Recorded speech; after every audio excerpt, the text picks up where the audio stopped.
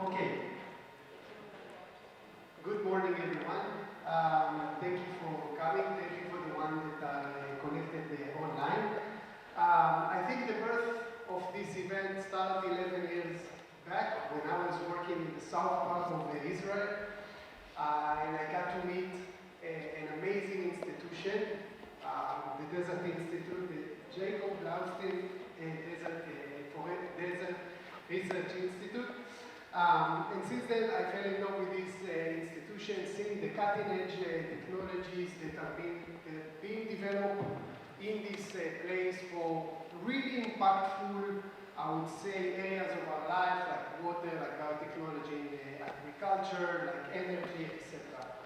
And I'm super grateful and happy that now, for the first time, we actually managed to create this collaboration between UPM and the Desert Institute, between Israel and Spain. And I cannot be more than grateful for the UPM team and for the professor from the Desert Institute that took the time to come here. And I'm positive you are going to learn quite a few things.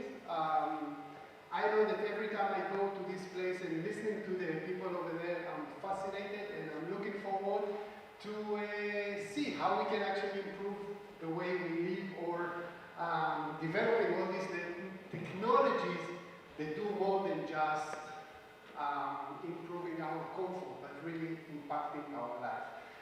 So thank you very much, and let's enjoy the day. Thank you very much, Nir. Welcome everyone. My name is Paco Martinez. I'm helping Nir this to happen. I'm going to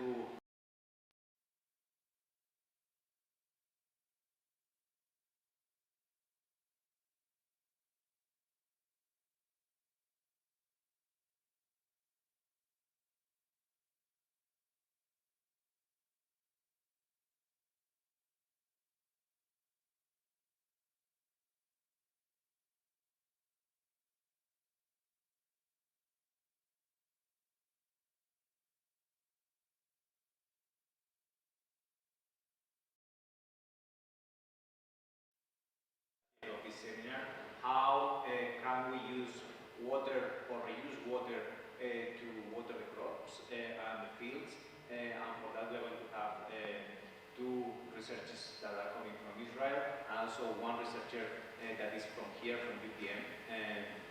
So I hope that you enjoy during this morning this seminar. But first of all, I'm going to give the word to Aristides Serra, who is the Director of Innovation and Entrepreneurship of Universidad Politécnica de Madrid. Thank you very much for hosting us, Aristides. Thank you. Thank you very much for your kind words, and welcome everybody to UPM. Bienvenidos a la UPM. So the fact is that UPM is a very entrepreneurial university. We've been working with 20 years so far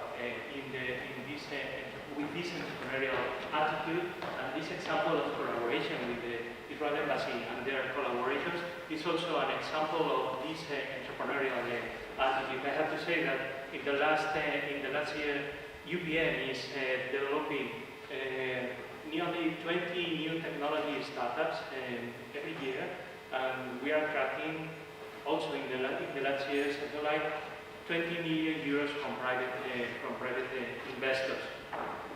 For a public university here in Spain, it's nearly a miracle. So we are very proud of these figures. So the fact is that this kind of collaboration is also a message, a call to action, just to encourage everyone to participate in this kind of events, trying to improve the world that we are living in, trying to help the society to live better, and also to attract all talented people to show their ideas and convert them into feasible and high growth potential projects. So thank you very much for this collaboration. Thank you again to the Embassy of Israel, and also especially to my colleague Beatriz that's been in charge of this event from the side of UPM. Welcome and thank you. Gracias, Aristides. Thank you very much. Now, this seminar is possible thanks to the collaboration of the Israel Embassy. One of the things that is important about diplomacy nowadays is diplomacy about technology. I think this kind of seminars, these kind of meetings that we are engaging in the next 2 days are really important in order to go together as a global society, in order to find answers and solutions that is going to help us, and the future generations. Here with me is Noam, the spokesperson of the Israel Embassy, that is going to give some words. Noam, if you want to join me, please.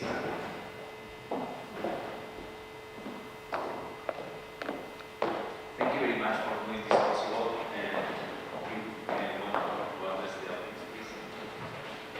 Shalom, hola, good morning to everyone.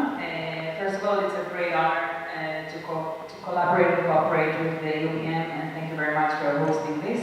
And I'm more than happy and proud to have here the two professors from the Desert Institutes that I think are cutting edge in the field of water and desert technologies. It's a great honor to have you here. Thank you very much for coming. As Paco said earlier, if we look around us in the world today, we see that the theme of climate change and the environment and sustainability is going to be the theme of the future, the future of us all. And I think that water has a very, very important part of it. It's something that we know very well in Israel and in the Middle East, and Spain knows it as well from the desert and arid areas that we have. We understand the scarcity of water and the danger of not having enough water, and because of that, it's really important to know how we can use the water we have and how we can use these technologies and invent new technologies for our well-being. It's a great honor to collaborate with young students, with the new generation of Spain, and we hope that this seminar today will inspire you to choose this direction of career and to investigate these topics just in order to improve the life of everyone in the future generations. So thank you again, Nina and Paco, for organizing it, and thank you, Beatriz and Dina from the UPM and from the embassy. I hope it will be a great opportunity for everyone to learn new things today, to be inspired, to open your horizons to new topics, and hopefully a future fruitful collaboration between the UPM and the Oded Institutes. So enjoy everyone and have a great seminar. Thank you. Thank you very much. Now we're going to begin with the speakers that we're going to have today. But first, let me just mention where they are coming from. I'm sure that they will explain a bit more about BIDER or the Blaustein Institute for Research, which is an institution that started its activity in 1974. Has more than, correct me if I'm wrong, but I think it's more than 70 academic researchers, plus 90 people who are in the technical and administrative staff, more than 220 graduate students, plus 50 postgraduate students. And they've been a Tertiary Institute that belongs to these main institutions. Today we have the pleasure and the honor to have his director with us today, which is Professor Noam Weisbord, which is going to give us the talk, the main talk about which is the situation in water nowadays, which are the main challenges we're facing. So he is going to give a broad vision about this matter. Afterwards, we will have the talk of the Professor Leonor Rodriguez from UPM, which is going to describe which is the current state of the art in Spain with the specific matter that we will address today, which is how can we reuse water in order to water the fields and take advantage of the reuse of the water. We have a small break. Afterwards, we will have Professor Oded Nir that he will provide us with the state of the art of the same issue, but in Israel. And we will finish with Professor Sakis, that he will share with us how design and sustainability can work together in order to achieve solutions that is going to help address these challenges that we are facing and we are talking today. So I'm going to give the floor to Professor Noam Weisbord. Please join me, and the floor is yours. Thank you very much for coming, and it's a great pleasure to have you. I will send it up.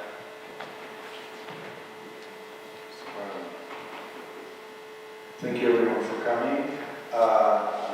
Before starting my presentation, really I want to thank our friends from the university, our friends from the embassy that organized it. I think that there are a lot of common issues between Spain and Israel, especially about water, about agriculture, and I think there is a lot of room for collaboration. So it's a different aspect ratio of the slide, so some of the text is is being used, but okay. The title of my presentation is our work, and I will try to also bring some academic point of view, because I'm coming from the academia. I'm a hydrology professor at the Zuckerberg Institute for Water Research, which is part of the Blaustein Institute for Desert Research at the Universidad of the Negev. We are a separate campus located in the southern part of Israel, in the heart of the Israeli Negev desert. Generally speaking, I'm not going to get into the details, but we have 3 research institutes within the Desert Research Institutes. One is dealing with water, one is dealing with agriculture and biotechnology, and the third one is about energy and ecology, mostly solar energy. And we have our graduate school, which is hopefully of a lot of interest to some of you who think about future career in the academia or as decision makers in these topics. It's an international school. We teach in English, and we have students from many countries. So what are we doing in our institutes? We are focusing on 4 topics. And the topics are food security, water scarcity, renewable energy, mostly solar energy, and ecosystem dynamics. And I think that most people will agree that these 4 topics are really important, I would say essential, for the future of humanity. So I think it is very important to deal with them, and there is a lot of room to improve them, and in most of them we are facing a significant crisis. We are just behind the COP26, and the IPCC report was published recently, and I think that most people are aware of the level of problems we are facing in light of climate change and its impact on our resources. So we are doing basic science, but a lot of applied science, and we are dealing with needs. And the major needs we're dealing with are 3. First, to produce more food for the growing population. The world is growing fast, about 200,000 people more every day, and most of these peoples are in developing countries, in rural areas, and this is where food and water are a major problem already. So we really need major innovation in how we farm and how we feed all these people. It's a huge problem. The second need is to increase the value of drylands, and for many people, when they think about drylands and desert, they think about some exotic deserts like the Atacama, the Kalahari, the Namib deserts, but in reality, drylands, as defined by the United Nations, is more than 40% of the world terrestrial area, land mass, and this number is just increasing all the time because of the desertification problem. And the desertification is affecting now more than 170 countries all over the world. It is moving fast, and more soils are becoming unfertile and cannot be used for agriculture. So it's a major problem, and this number, the 41%, is going to increase more and more. Furthermore, when we're talking about population growth, a lot of the population growth is in this area. So increasing the value of dryland and learning how to live in these areas in a good way is very, very important. And the last need that I will mention is water. And I think that everybody knows that water is probably the most crucial resource on Earth. It's a finite resource. So when we are overutilizing it, there is a price. And we are seeing a continuous reduction in water, both in terms of quality and in terms of quantity. So it's a real problem, and the demand for water is increasing all the time from one hand, and on the other hand, we are deteriorating our resources. To understand how critical the situation is, in less than 30 years, according to the UN prediction, almost half of the world population will be living under water scarcity. Half of the world population, this is a lot of people. It will be about 4 billion people. So we are facing a catastrophe really fast. Why we're facing this situation? There are a lot of reasons. I will just state a few of them. I already mentioned population growth, and more people means more food, and more food means more water. We'll talk about it. More and more people are living in dryland. We mentioned it already, and this is where the water scarcity is not that good to begin with. So it's getting worse and worse. The climate change that everybody is talking about right now, it's a buzzword, climate change. But the impact of climate change is especially emphasized in drylands, much more than any other regions in the world. So this is a major issue in drylands, and of course, last but not least, for many years, inappropriate management of our resources. And I'm talking now lakes, aquifers, streams, rivers, many years of inappropriate management, I would say even irresponsible management, both in terms of quality and quantity, resulted in the place we're now. So, this is the situation. What can we do? There are a lot of strategies that can be done to improve this situation. None of them are easy, but they are doable. So we can try to manipulate the natural freshwater cycle. There are a lot of work that can be presented about it. It is promising, but it cannot make a huge difference. We can probably improve the situation by 5 to 15%. That's the maximum in terms of potential, but it's something that needs to be done. Of course, better management of our existing resources. We should protect them. We should use our water in a smart and safe way. And there's a lot of room for improvement here as well. Recycled water for mostly agriculture after treatment. So treating and reusing our wastewater is a huge potential source that can and need to be done more to save potable water. Producing artificial fresh water, I mean mainly desalination. I will show you Israel desalination is already more than 75% of the water consumption of Israel. So it is a game changer, potentially, for many countries. And last again, but not least, education and development of appropriate technology. Education starts from kindergarten, when we teach and educate our kids. But it goes to graduate schools and the population in general. There's a lot of room for education in different levels and different ways. We are doing it in Israel, not always good enough, but we are doing it. And technology is probably one of the things that I will talk about more in this presentation with some examples. But there are a lot of innovation, a lot of new technologies that can not only but mostly initiate in the academic world, that can save water, that can improve water quality, and can improve the situation. Now, I will talk mixed about water and about agriculture. And the reason is that we cannot separate between the two. When we are eating, we're actually using a lot of water. Most of the water, I will give numbers later, is being used for food production, for agriculture. And when we are eating or drinking coffee or eating our bread or definitely our steak, we are actually using a lot of water. So it's something to keep in mind, although we all know it, it's still very important and something to think about.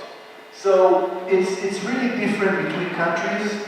And I didn't want to give specific examples, but if you take all the countries that I could check, 50 to 95% of the water worldwide is being used for agriculture, for food production. Now, what it means that, first of all, water use efficiency in agriculture is a major issue, a major player. And if we can save water in agriculture, we can make a big difference for the overall water budget.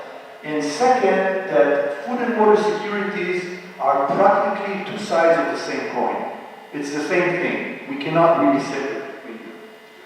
Saying that, and although efficient irrigation makes business sense because you get more crop per drop or more crop per land unit, the numbers are not very promising. I mean, there is a lot of room for improvement.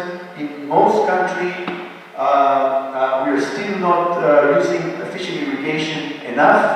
Of course, China and India are extreme example because they are having more irrigated area than any other country because they have the highest population, of course, but the efficient irrigation is very, very low. But even in Western countries, developed countries, and there are just a few examples here, but it's true almost everywhere, the numbers are not big enough. Now, in Israel, it's different. The efficient irrigation is practically 100%, mostly drip irrigation, including subsurface drip irrigation and so on and so forth. More crop per land unit and more crop per drop are really key sentences. It's something that we are kind of proud of. And the result is that if we look on this chart, the water consumption per capita per year in Israel for in the last 50 years or so, we see great reduction. So the water consumption nowadays is less than 50% than it was 50 years ago. And this is a huge change, huge improvement. And what it means is not only that Israel is a world leader in terms of water efficiency and so on. It also means that everybody can do it. It's not that we are better than anyone else, it's just a question of priorities and to keep and use the right technologies. There are no miracles here. It's just a lot of work, right decisions, and right technology that most of it is developed already. There's still room for further development, and I will show some examples, but there is a lot of technology on the shelf that can be used and should be used.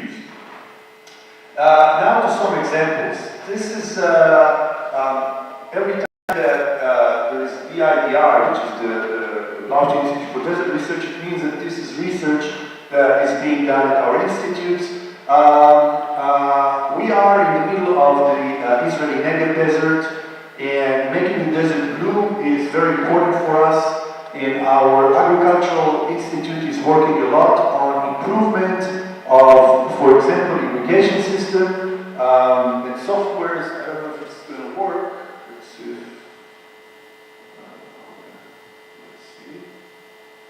Yeah.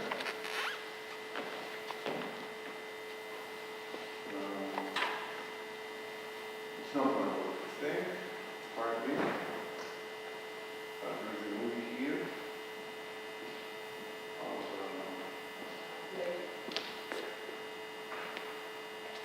Yeah. So this is a software that was developed in order to optimize the usage of water in subsurface drip irrigation. I don't know if you see anything. Maybe it should be darker here, but so there is a drip line in the subsurface, and you plug in the properties of the soil, the quality of the water, like salinity and other things, and then you have the root function, and the root function is changing all the time as the roots are growing, and you can see how the water distributes around the dripper as the roots are growing, and according to this software you can define how much water you need to irrigate on specific crops and how this irrigation scheme should change over time as the crop is growing, and you can change online the amount of water and the frequency of irrigation and so on and so forth. And this is just an example of something that is developed at our institute. Another example is the development of specific crops, specific fruits and vegetables with specific irrigation schemes and some work of genetics. We are working hard to find the right crops that can tolerate the harsh conditions in drylands in terms of high salinity, extreme temperatures, and so on and so forth. And of course, that each one of these topics can be a different presentation into the details, but I'm just showing the general trend.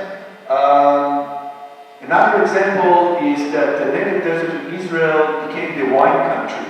If you were traveling in the Negev Desert 10, 15 years ago, there were no wineries, zero wineries, no grapes.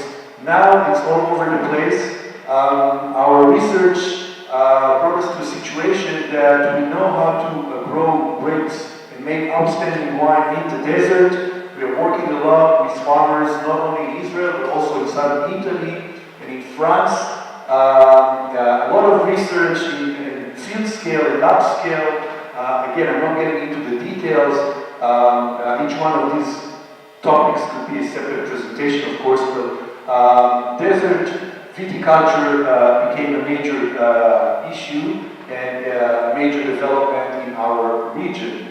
Microalgae is also something that we worked a lot on. There are at least 2 spin-off companies that already came up with microalgae technologies, and they're making quite a lot of money because the algae has a lot of health advantages, and you can use it and produce it in the desert. Actually, the desert is outstanding area for them.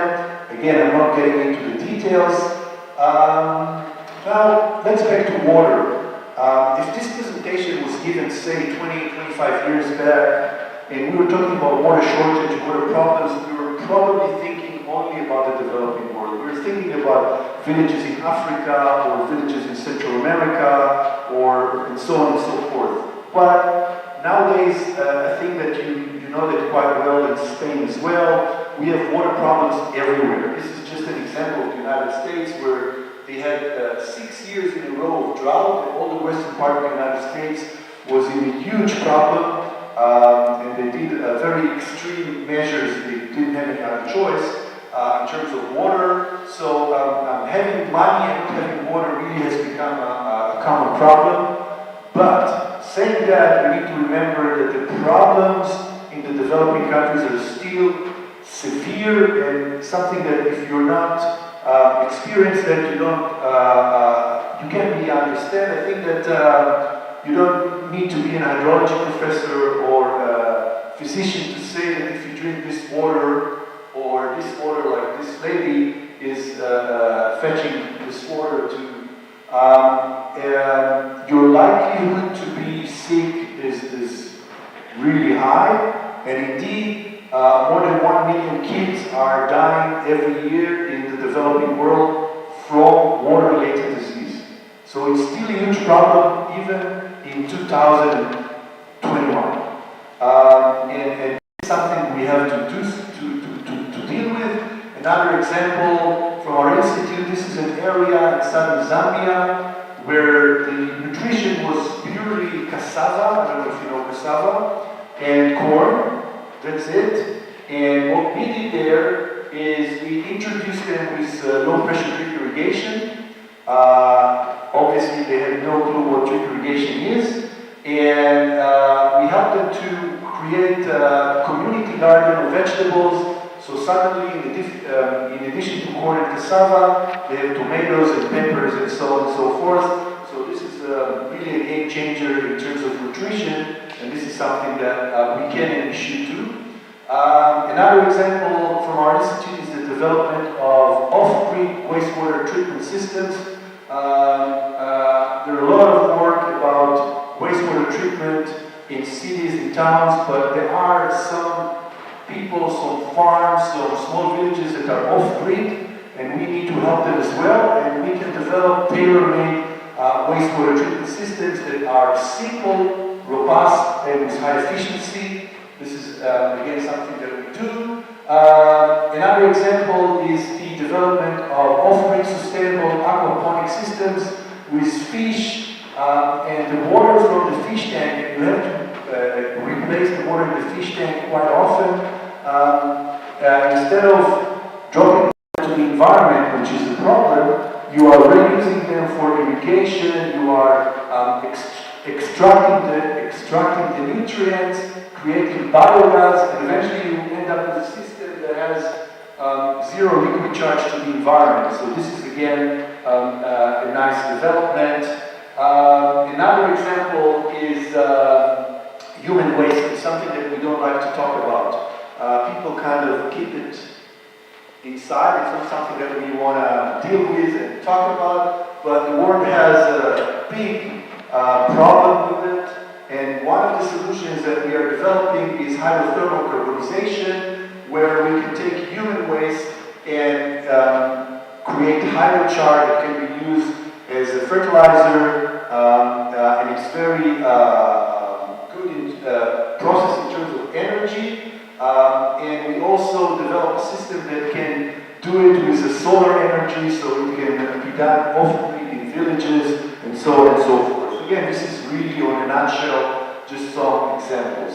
Now let's talk about production of blue water. And production of blue water, as I mentioned, can be either reuse of treated wastewater, preferably after tertiary treatment, then the quality is really high, and desalination. So Israel really reused most of its wastewater. 9 out of 10 drops is being reused for agriculture. This is a really nice rate. I think my numbers is 20% for Spain, which is the second country in terms of reuse of wastewater after Israel. Really, you have more updated numbers. Anyway, this was a game changer again to Israel until 1993, when we started to reuse wastewater. All the water being used for agriculture were potable water, and now only 35% of the water being used for agriculture is potable water. All the rest is mostly treated wastewater and a little bit of brine, related to the fact that now we know how to grow crops with high tolerance for high salinity. So only 35% is potable water, and this is of course very, very important and saves a lot of water. Saying that, and again, I'm coming from the academia, we need to remember, when we are using new processes, like reuse of treated wastewater for irrigation, which is relatively new, it's a few, 20, 30 years, that's it. We must make a lot of research, and we must check if we're not creating long-term damage. And the damage can be to the soil, to the groundwater below, or to the crops. But we need to make sure that we're not making damage, and indeed there is a lot of research in this direction in our institute, including some work about micropollutant, hormones, PPCPs, residuals of different type of medication, and so on. Maybe Oded will talk about it more later. This is an example for the largest wastewater treatment facility in Israel, the Weisbord. It treats about 140 million cubic meters per year, all the water of the Tel Aviv metropolitan, all the cities around Tel Aviv. The last stage, the tertiary stage, is when we are flooding infiltration lagoons or recharge basins along the Mediterranean coast. The water infiltrates through about 30-40 meters of unsaturated zone to the aquifer. Then there is a ring of production wells. The water is being pumped and used to irrigation. This is a very efficient process. It's low energy, and it's working quite good for more than 25 years. But the problem is that the land is very expensive in this area. We are near the big cities, and we don't have enough land for the increasing amount of wastewater. Discharge is showing me. This is our land mass, okay, which is constant for many years. We can't get more land because the land is very expensive and it is for development, but the amount of wastewater is increasing all the time. We have more and more wastewater, more and more people are connected to the system, and we need to find a solution how to make this tertiary treatment more efficient. So there is a lot of research again on that in different scales. Small scale, large scale, field scale. I'm not getting into all the details, just one example. We are now checking the option, we are testing the option of flooding farmlands, mostly orchards, near the wastewater treatment plant temporarily during the winter when there is a problem of too much water, and maybe it's not a bad idea. Maybe we can convince the farmers to do it.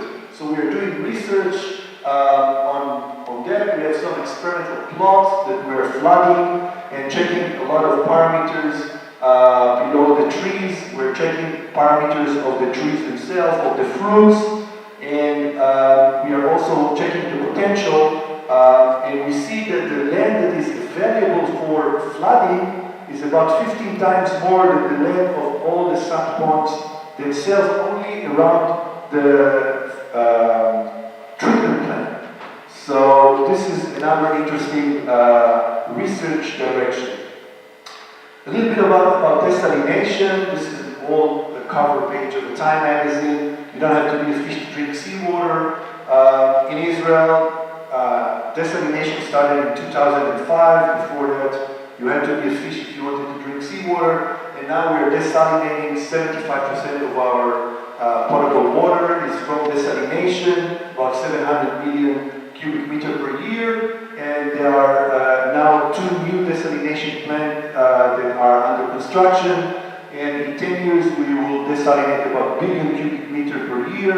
Obviously, this is really a game changer for Israel in many aspects. First of all, we are kind of disconnecting ourselves from climate change because the Mediterranean Sea is the water provider. And even if the water level in the aquifer is going down, or the Sea of Galilee in the north, we still have the Mediterranean Sea as the major water source for the country.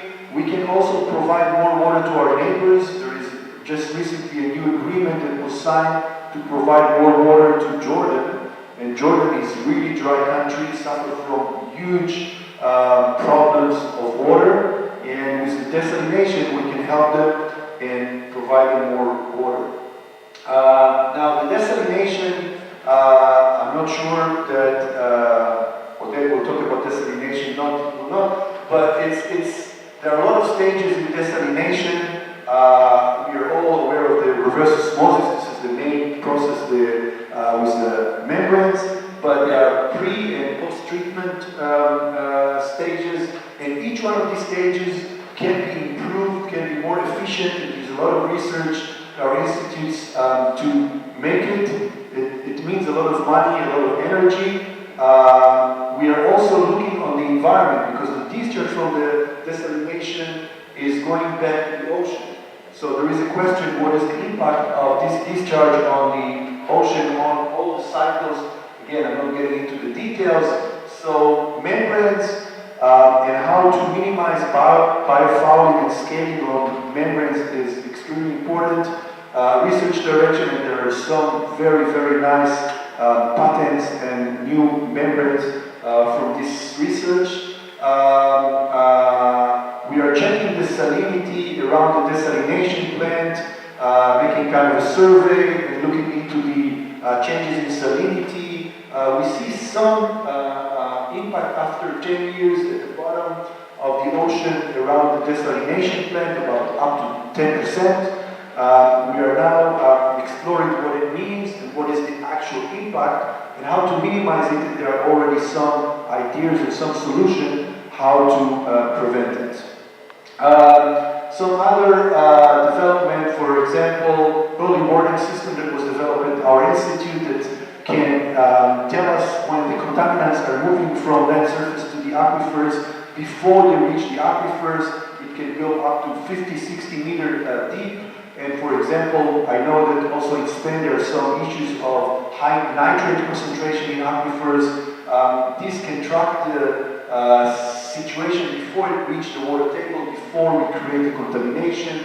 There are 2 spin-off companies from these patents. There are 4 or 5 patents for this system. I'm not getting into the details. And the system is already being installed in more than 70 sites around the world. Climate control, we have climate control laboratories that can mimic different climatic scenarios, and we can really look how climate change impacts different processes like evaporation and salt accumulation on the surface. In these labs, we can not only say that the temperature increased in 1 degree C, we can also compare between two scenarios, for example, when the maximum temperature increase or the minimum temperature increase. It's very, very different scenarios. I mean, for most people it's 1 degree, but how exactly this 1 degree distribute along the day and along the seasons, it's a very important issue. And I will finalize again with telling you about our graduate school with the 5 different graduate programs and students coming from more than 25 countries to learn about water scarcity, about food security, about renewable energy and ecosystem dynamics. And I think that we should have more Spanish students. So if some of you are considering their masters and PhDs and postdocs, you're welcome to apply. And with that I will summarize, and I think that to summarize, I can say that we all agree that water is a very precious resource, and it's also a very unstable resource. And we need to remember that, and we need to work together. When I say together, it means not only professors from the academia. It's also decision makers, farmers, industry, all together to find the solutions and the right technologies and to apply them. Because it's not enough that we have the technology, we also need to apply it. And I think that one of the important things for us, the scientists, is to be optimistic and to see that this crisis, and there is no doubt that we are in the middle of a significant crisis, but it's also can be an opportunity. It can be an opportunity for development, for investment, and for, in our region, the Mediterranean, also for peace, I think, because we're all the countries are facing the same problems, and this is something that is very important to remember. And last but not least, the decision makers tend to save on science. Why we should invest so much money in science? But if we save on science, on research, we make critical mistakes. And the price to fix these mistakes is huge. Sometimes it's even irreversible processes. So it is really important to invest in research and make sure that we're doing the right decisions. This is very, very important. So education, innovation, technology, research and investment are really important in the current situation. And I think that I like this cartoon.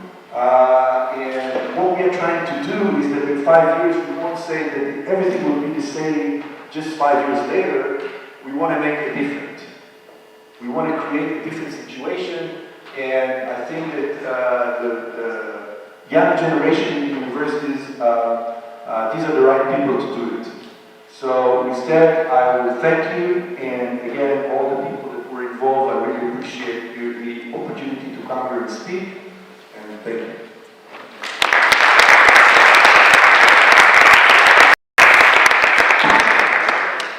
Maybe there are some questions. I don't know if anyone here in the audience wants to ask anything.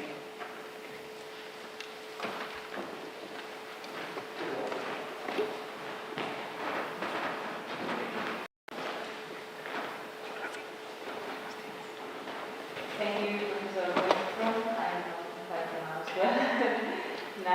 nice talk. I learned a lot. I want to ask, desalination is a solution for water scarcity. It requires energy and money. So in developing countries, it could be a solution, or we have to find another way to get water there. What do you think about that? Yeah, this is a great question. I mean, it's not only what you're saying, there are a lot of parts that are very far away from the ocean, and transfer water from the ocean to, 5,000 kilometers is not really economical. In terms of energy, you are right from one hand, but on the other hand, I have a different presentation. I don't have the slides here that show that to produce few cubic meter of water, you need the same energy as 1 hour of air conditioning. So it's all a question of priorities. It's a lot of energy, it's true, but not that much. There is a lot of work of using solar energy for desalination. We're still not there, especially in desalination of seawater where you need very high pressure on the membrane. So it's a lot of energy. But still, you are totally right that for many countries, desalination is too expensive. And it is not, we are not there as a solution, especially not for agriculture. Let's say that if it's only using for domestic, like drinking, and that's not a lot of water. But for agriculture, definitely it's not, we're not there yet, and we need to find other solutions. And what I was trying to say, maybe I wasn't clear, that I don't think there is one solution. There is a superposition of a lot of things that need to be done at the same time. If we choose just one thing, even in Israel, if you just say, okay, I'm desalinating water, so I don't care about anything else, we won't get anywhere. It's a superposition, and I totally agree that desalination is not the magic solution everywhere. It's not. You're right. If you want to use wastewater for agriculture, in some places, like maybe developing countries where the investment cost can be very high, it is secure to use this kind of water because they can have pollutants still, and you put that in the soil. So how can we face that in a secure manner, but also use the water efficiently? I don't know. I know that this is something that is maybe far from our hands, but what do you think about that? Yeah, another great question, thank you. Treated wastewater after treacher's treatment. And then the quality of the wastewater is really high, and it's for unlimited irrigation, and like the water from the Shafdan wastewater treatment in Israel is approved by the EU as unlimited irrigation. So you can irrigate whatever you want, and you can send the fruit or the vegetables everywhere in Europe, and it's approved. But this is easy because it's tertiary treatment, and actually even if you drink the water, it's not allowed in Israel because the Ministry of Health doesn't want to take responsibility, but if you drink it, nothing will happen. So rules are not allowing, but it's fine. Obviously, if you use raw wastewater, like is being done in many developing countries, the chances of contamination, both for the soil, for the crop, the chances are much higher, and we must think, check it more carefully. All of us, I don't know if you guys travel in developing countries. I like it and I do it. It is always recommended to boil everything and not, to peel off the fruits and the vegetables, because they are using raw wastewater for irrigation, which is a big source for different type of disease. And if you're doing that, it's not recommended. Obviously, you're right. Thank you very much. Any more questions? Maybe in Spanish, and I translate en español y le traduzco. I have a question. So you speak about the young generation, and the water seems like such a huge challenge. How can a young person can even start going on the path to solving these challenges? What would you recommend someone that is passionate about this topic and want to do something about it? So first, become vegetarian. Just joking. That's one solution. But look, I think that people that want to make an influence, they should come and learn and do, not necessarily with us, there are a lot of other options, but we're one of the options. And I think that if a lot of good people will go to this direction and make their degrees in these fields, and they will later on become decision makers and farmers and professors, For the long run, it will make a difference. Because when people are not aware or do not really understand what it means and the problems, you know, it's very hard to make the right decisions. At the end of the day, we, the scientists, we can do science. And we can talk to people and we can try to convince them, but we are not decision makers. If there are more people in the level of decision makers that came from this direction, it will be very important. I can say that I met several people that are doing their degrees in our institutes, and now they are ministers in Nigeria, for example. I met someone, and even high-profile politics in China, and I think that it makes a difference. It makes a difference because they understand and they know how to convince other people and how to make the right decisions. It's not a magic. I mean, it's not something that will happen in 5 seconds. But I think that this is probably the only way. Thank you very much.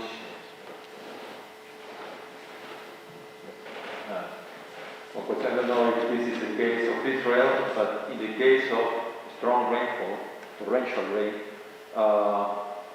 if that happens, how do you manage with that? Do you use this excess of water, you know, some way you have devices to store the water rather to let it go to the sea? How do you do it? Yeah, okay, I didn't talk about it because this was really a short presentation, but managing floods and excessive water is very important. There is a whole book of technologies how to create reservoirs, how to get rid of the first flush that take all the contaminants. Now we are in the process of exploring the option of small-scale water storage from roofs in cities, inside cities in Israel. There is a lot of research going on that. Managed aquifer recharge is a very strong topic, and it's becoming more and more popular in different places. It's a very delicate matter because from one hand, we want to catch the water, we want to recharge the aquifers. On the other hand, we don't want to catch all the contaminants and push them down to the aquifer. So it's a very delicate balance between the physical research of water and the geochemistry of not letting a lot of contaminants from the surface to get in. It's especially a problem in urban areas where there are a lot of oils and things like that on roads and concrete and so on, and we really don't want it to get into the aquifer. Small amount can create a lot of contamination. There's a lot of research about that as well. I know that floods, you're probably aware of the recent floods, for example, that were in Germany, created huge damage, and people were killed, as far as I remember, too. And there are more and more. So the climate change is working both directions. It's not only droughts, it's also the other way. As you mentioned, there are a lot of floods, and we need to learn how to use these floods in a smart way to minimize the damage and to maximize the capture of water. So this is another active area of research that I didn't mention out of many. Thank you. Thank you. More questions? The young generation is shy. Yeah. You can call on them. Just choose someone. Okay, thank you very much, Professor. Now, we are going to give the floor to Professor Rodriguez. She is professor here at the Universidad de Politécnica de Madrid, and she also is the head of UPM Water, which is a community of researchers of Madrid here in UPM focusing water. I'm going to set up your presentation. Thank you very much, Leonor. You're welcome. Thank you. Thank you all to be here. And first of all, I want to thank all the coordinators that have been possible about this event. Well, after listening to the former speakers, which I agree with all the summarizing, what we want to do is to present the specific situation for the Spanish irrigation and focus on, I will give an overview, summarizing this overview on the challenge to face the water, energy, and food. I will try to follow in the state of the art irrigation challenge and then give some final remarks. Before going into that, let me give a framework on that. Seeing that Spain is in Europe, all water policy comes from the European Water Directive, and what the Spanish policy is translate or transform these European Water Directive rules into the Spanish standards. In that case, yes, looking globally, we are in Mediterranean countries. You see here, let's see, this is according to the water condition index, the thresholds. And we see that Spain is under these thresholds. See that on the global scale, Spain is about 500,000 square kilometers, and we have about 47 million people. Looking back in the history, we cannot understand that what our situation is if we don't know a little bit of our history. We have a heritage from the Romans in hydraulic networks, hydraulic aqueduct, to transfer water from the rivers, especially to the cities, and sometimes also to the irrigation. But in case of irrigation, we must know,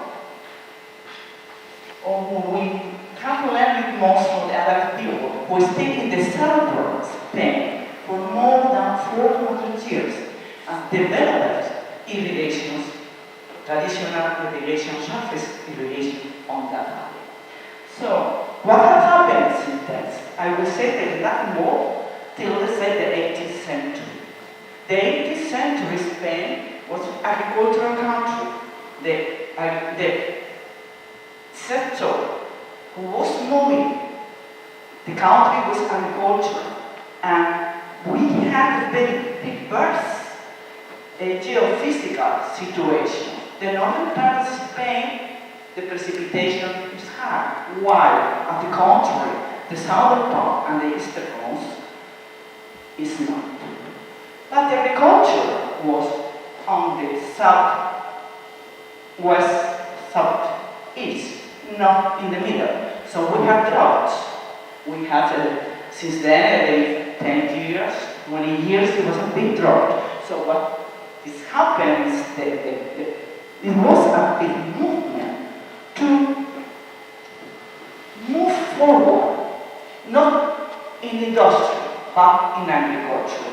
What can we do in that situation? This is an imbalance of precipitation. What it is, it made a plan on storing water in big dams and transform around the big dams the area to irrigated area, no rainfall area.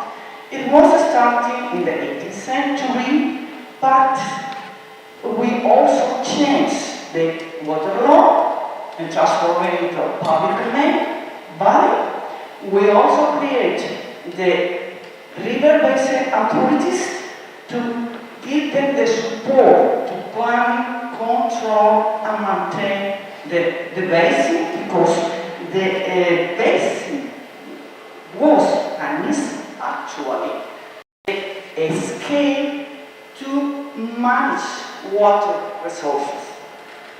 We have two main basins in the northern part, a groundwater, and with the smallest bases the same in the West Coast. So that is what was done at the planning of the 18th century, and it was developed till, let's say,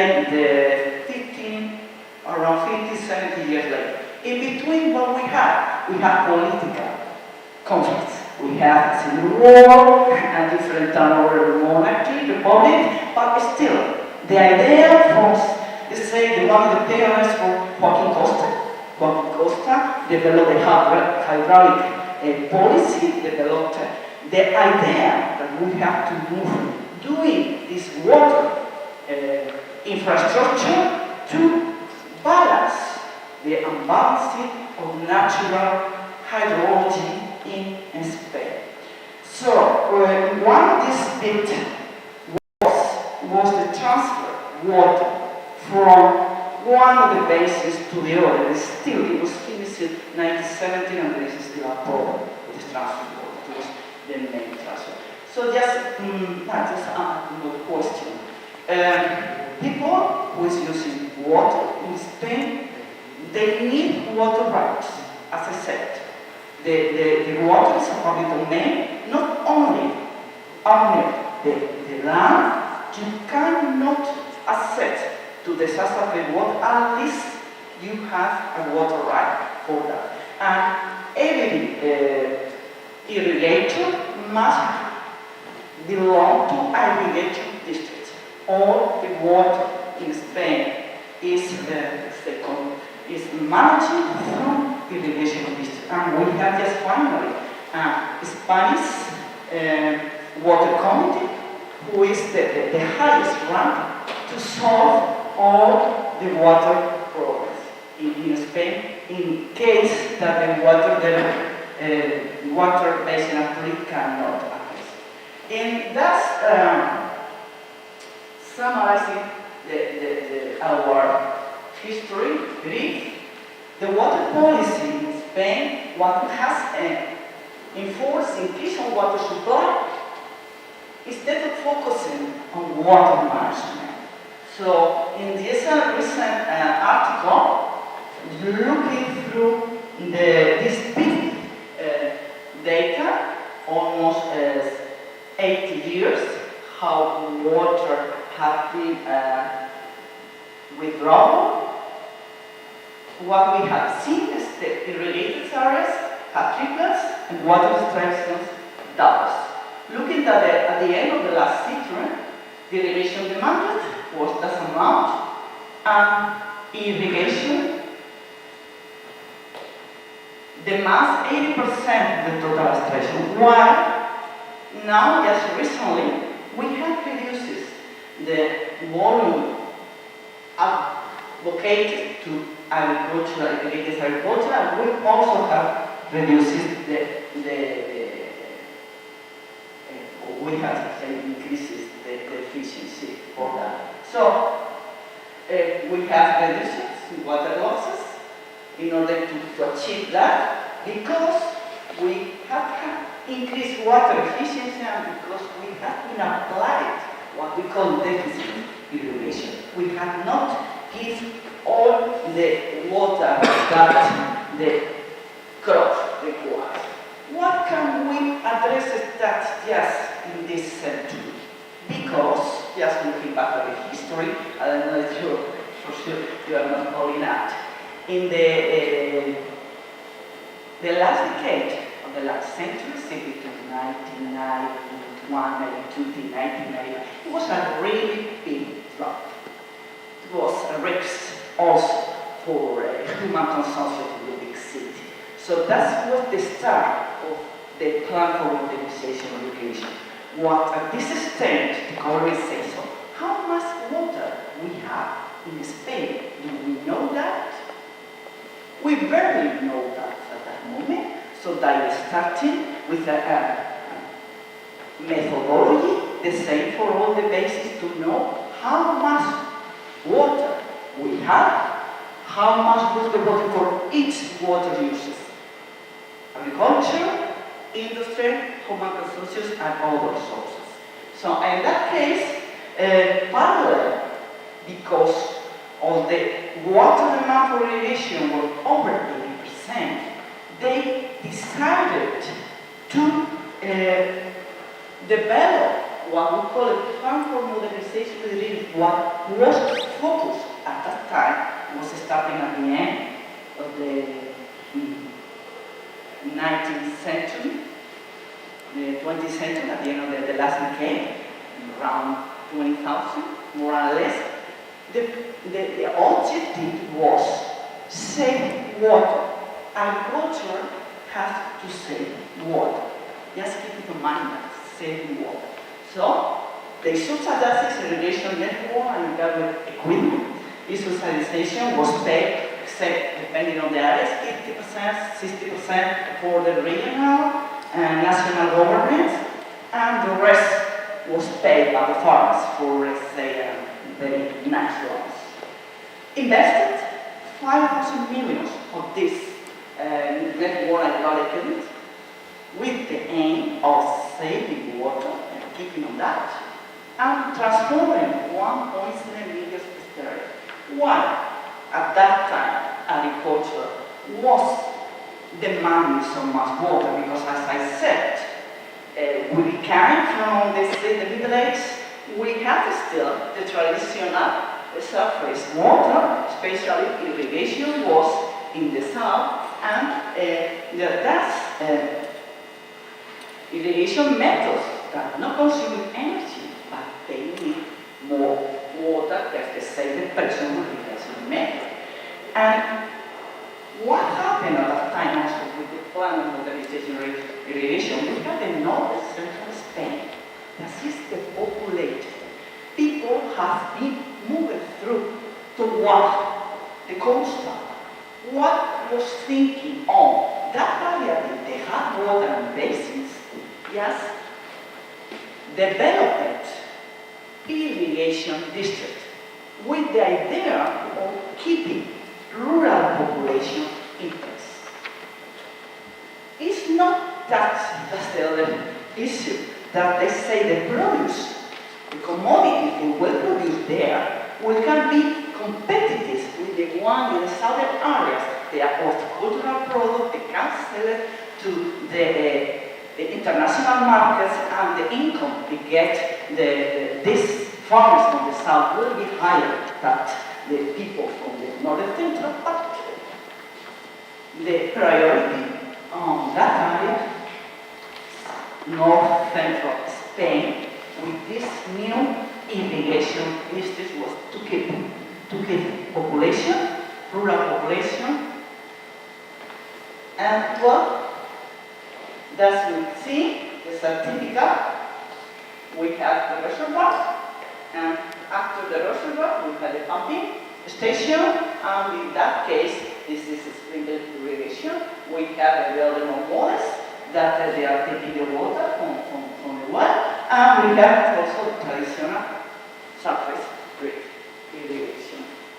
So what we see is the hydraulic network infrastructure, especially in the south, they change the traditional open channels, allocating water for the surface irrigation areas, transformed to pressure irrigation systems with change to pumps. We also, in that plan, we cover what we call the operation, control, and management. This irrigation network, we have what we call this transformed irrigation areas, modernized collective resurrected water networks. We manage irrigation there depending on the irrigation district. We have probably more than 2,000 irrigation districts in Spain. One is quite small, and the other can be a little bit higher in terms of not only the irrigators, the communities there, but rural irrigated land. Let's say, for example, we have in the southeastern Spain, we have, let's say, 40,000 hectares. Was one of the biggest, and near to the one of the wetlands, Doñana. This is one of the most important in Spain. So we have, depending on where we are invested on the irrigation and turf irrigation. It will all depend on how much water they have in the reservoir, which are the needs for the different harvests, which usually, but not always, can have the same of different crops. So this is addressed. It's as I say, it's a combination of pressure irrigation. You can see here in this area, all the water flow in the pressure device. That is at the entrance of the pumping station. The usual, you have like 3, 9, 10, 11 pumps, and they will enter, will operate depending on water demand. So, what we can say about this plant? This plant is almost finished. They have building water reservoirs to increase the water storage, but I think, according to the last study, they have reached our limits. In Spain, nowadays, we cannot follow this procedure, building new water reservoirs as we have in the past. More river basins have reached the capacity to fulfill irrigation demands, and the investment in water-saving equipment and network hydraulic has increased energy demands. And I say, the modernization of irrigation only focus water.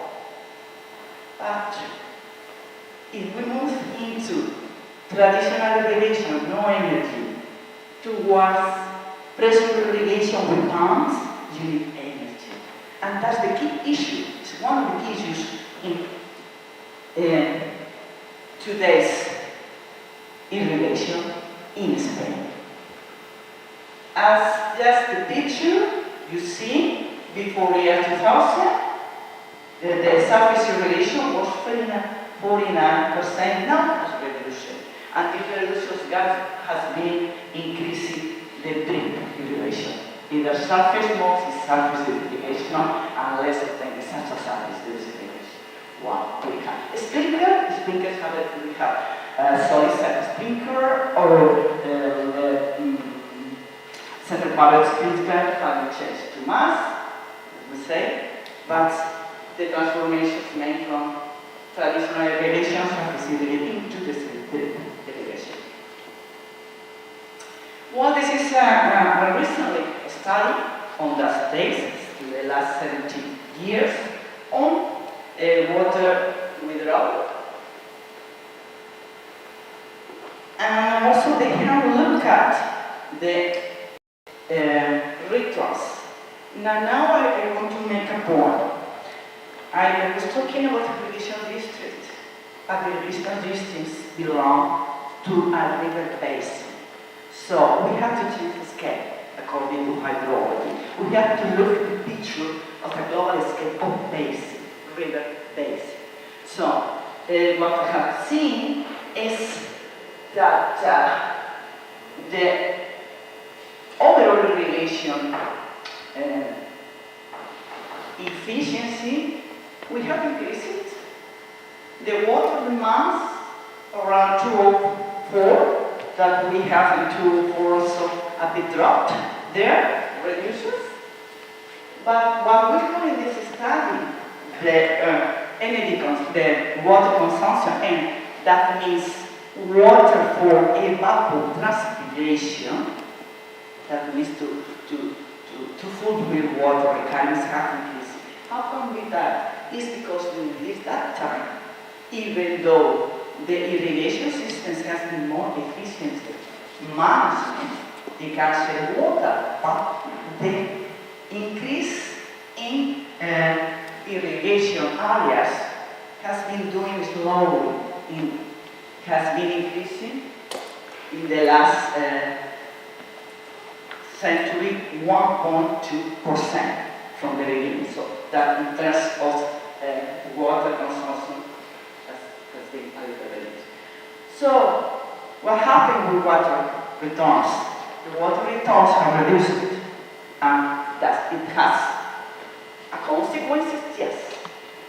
Spain is within Europe, the country that has a high aquatic diversity, if we reduce water returns that goes to the aquifers, from them to the nearby lakes, to the nearby streams, we are affecting ecosystem, agricultural ecosystems. And what we have here in the water policies, what we call ecological discharge. In order to manage a basin, we have to keep in mind that some of the water has to return to the aquifer, and that's the limit as a threshold in terms what we call the ecological discharge. It's very controversial because nobody knows how to calculate it in an efficient way. So we will look through the different irrigation methods. In Spain and Italia, we have the irrigation efficiency for the calculation. That's the potential irrigation efficiency is higher in this irrigation and smaller for irrigation. But you have to be aware also that it's potential. When we want to irrigation system, we make a field evaluation. We have found is even though on this irrigation is the potential to be the high, but if the management is not well, this potential can decrease and be very poor, less than 50%.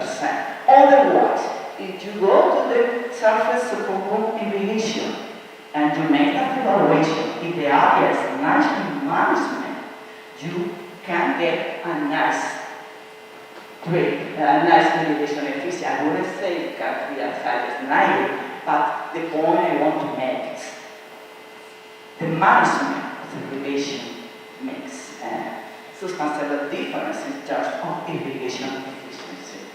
And according to the course nationwide, the most water demanded was herbaceous.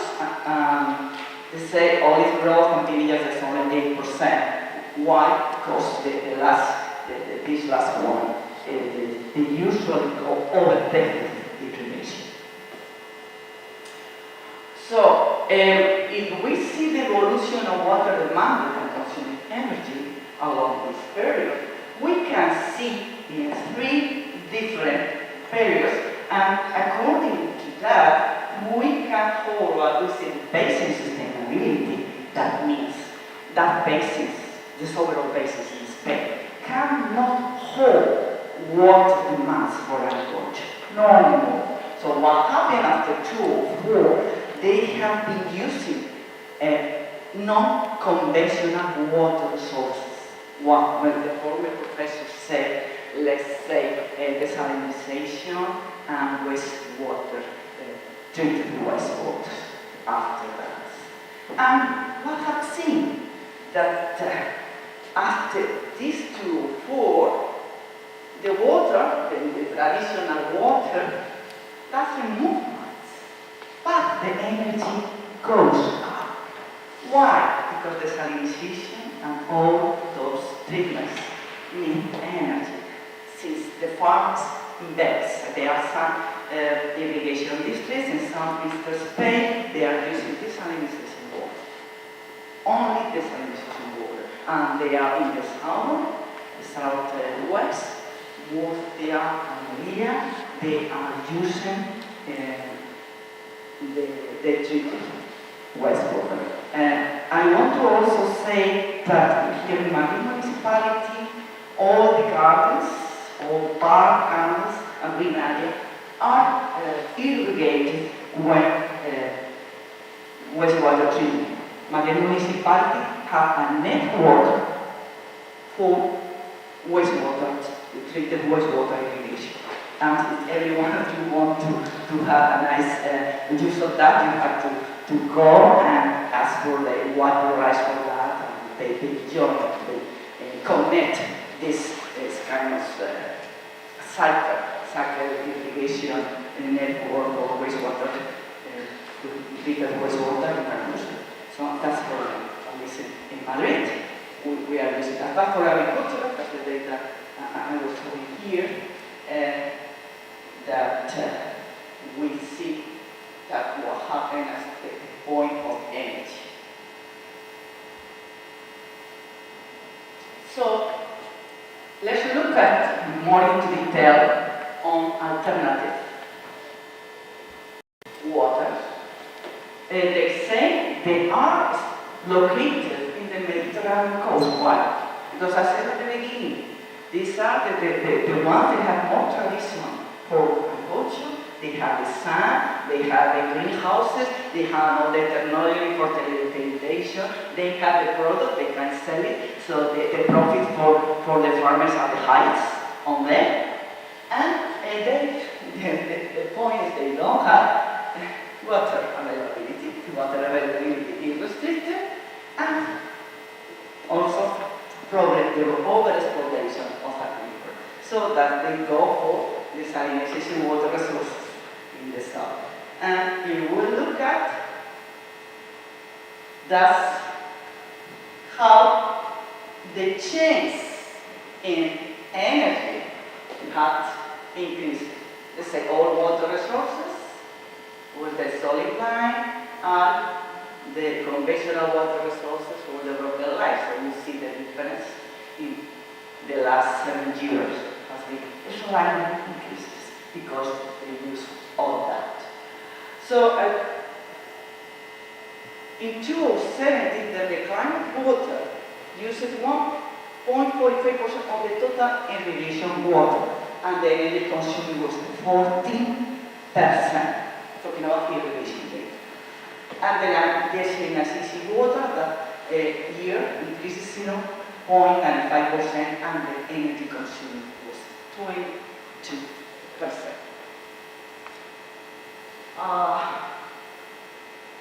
So, because I'm saying that if you want to maintain irrigation, you have to keep the farmers happy. And how do you keep the farmers happy? Maintain the income. So, as everyone else, at the end of the year, you have costs, and you have your income from what you're doing. And in that case, talking about the two main sources for farmers, water and energy. The water is paid, well, depending on Spain, on the different Spanish areas. We Spain the volumetric price system until 2010. What that means is they pay per hectare. They don't pay per consumption. While this was changed after 2010, and now it's a very part, talking about consumption, is at 30%. So, how about the energy? The energy in 2007 is when most of those irrigation districts, transforming irrigation districts, cans, was as the energy for agriculture was subsidized. It was very low. So when they invested for the pressure irrigation system, the pumping system was huge. So it's like, okay, they don't need an energy cost. Because at that time, in the start, was very low. What happened? After 2007, the subsidy on energy has been related. So the price of the energy has increased, depending on what you're asking for, at least 700%. And now, one of the highest costs of the farmer are energy costs, not water energy. So in what we saw in this area this is like you see the data we commented before, around 204. That's when we have been a change between the water withdrawal decrease and the increase on water consumption. All the data shows that. Here are nice figures and the evolution of energy consumption in Spain and what I said between 19 on 1950 and 2020, according to our national data, in hectares. Don't forget that the irrigation area has increased more than 1 million from that time. So in hectares, the water cubic per hectare reduces drastically, but what facilities is really drastic, that is the energy. Remember, 1950, more than almost 60%, 70% of the system was a traditional irrigation system, no energy. So that is a very nice work on what? Just looking about the food. Spanish irrigation areas cover the 15% of agricultural, but accounts for the 60% final agricultural production, what is really hard. Now with the COVID lockdown, we have been, we have had the food security because the agricultural sector in Spain, together not only farmers, distributors, have been working coordinatedly, and we cannot have lack of food commodities in our market. So that is a good point for us. And we also employ 4% of the active Spanish population, and I believe this number can be increased after the pandemic situation. Many people want to go back to be a farmer if the rural villages have a nice conditions to it. Let's put it that way. So many young people are looking back to the natural environment.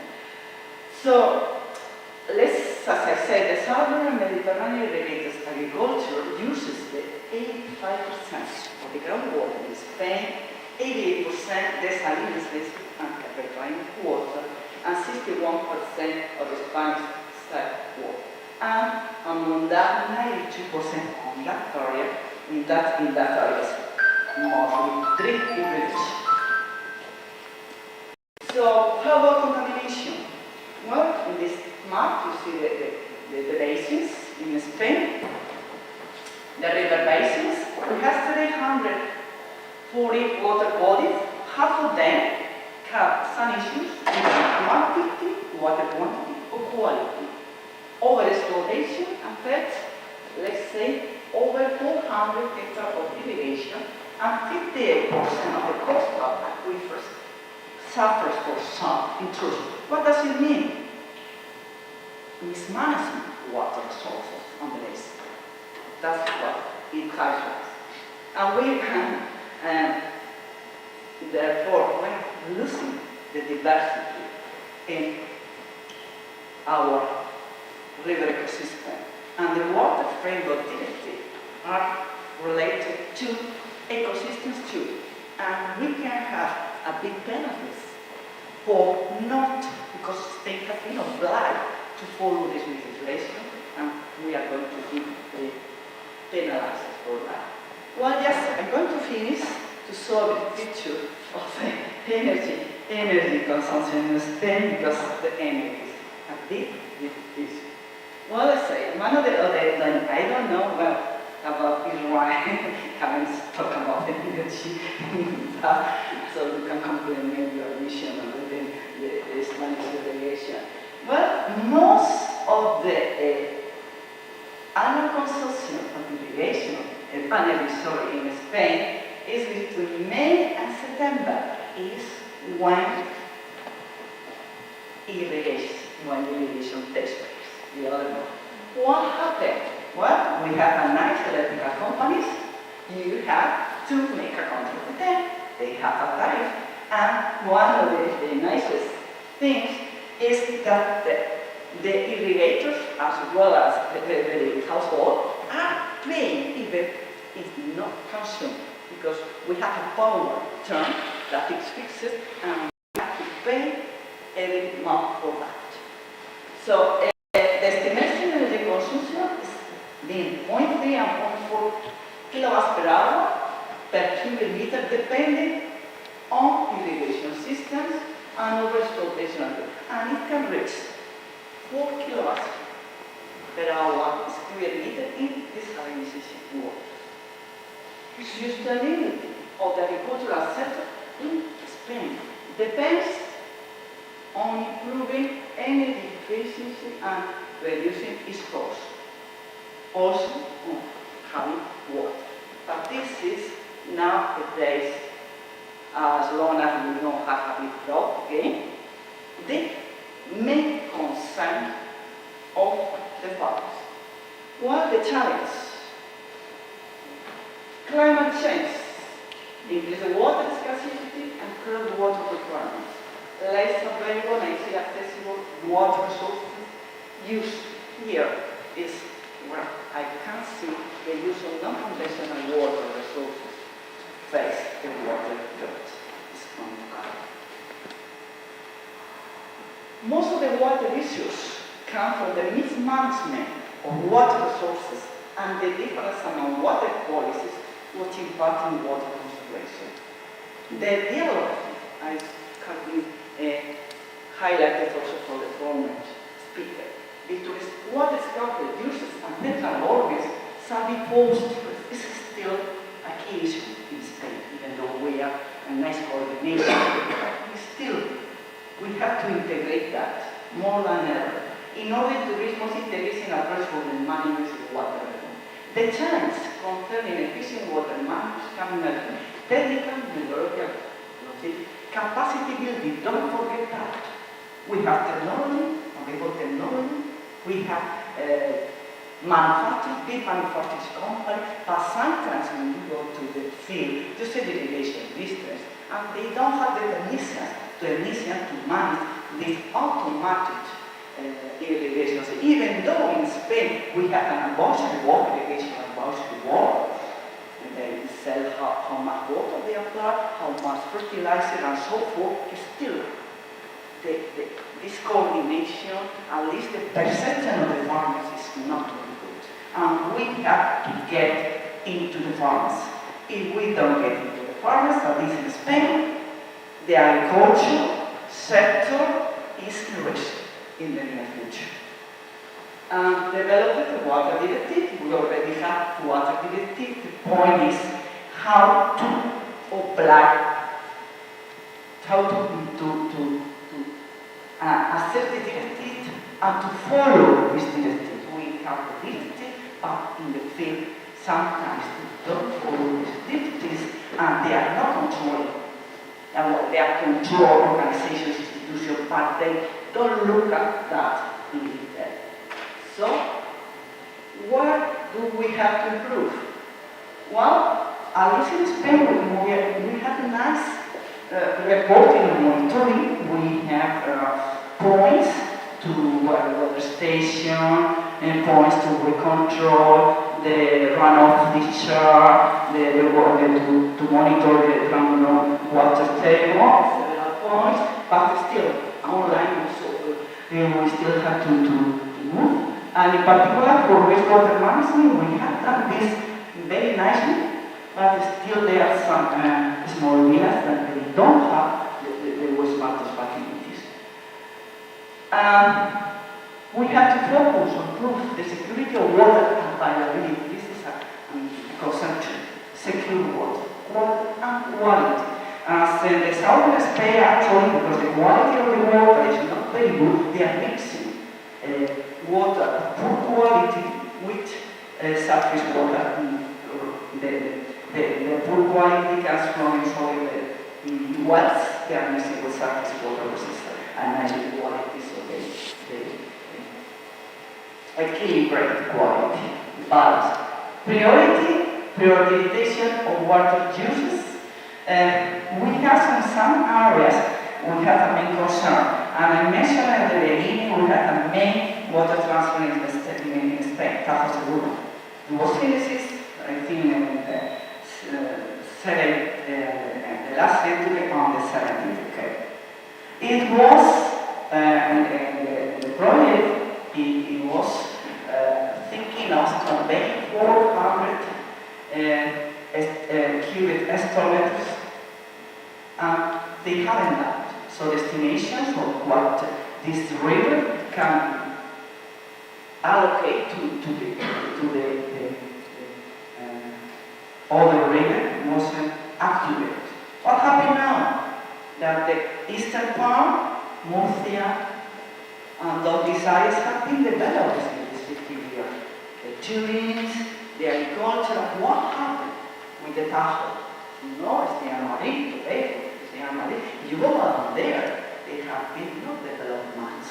And they're still, if you see to some of the villas, they say, the municipality, we don't want this transport, this water structure. We need to keep this water, which is mine. That's the point, which is mine. So that's a big issue, and more water use.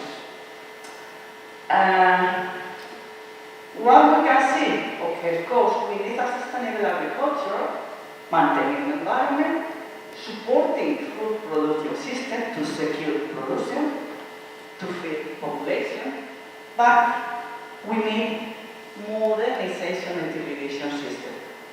And it includes to look for the best design in each area.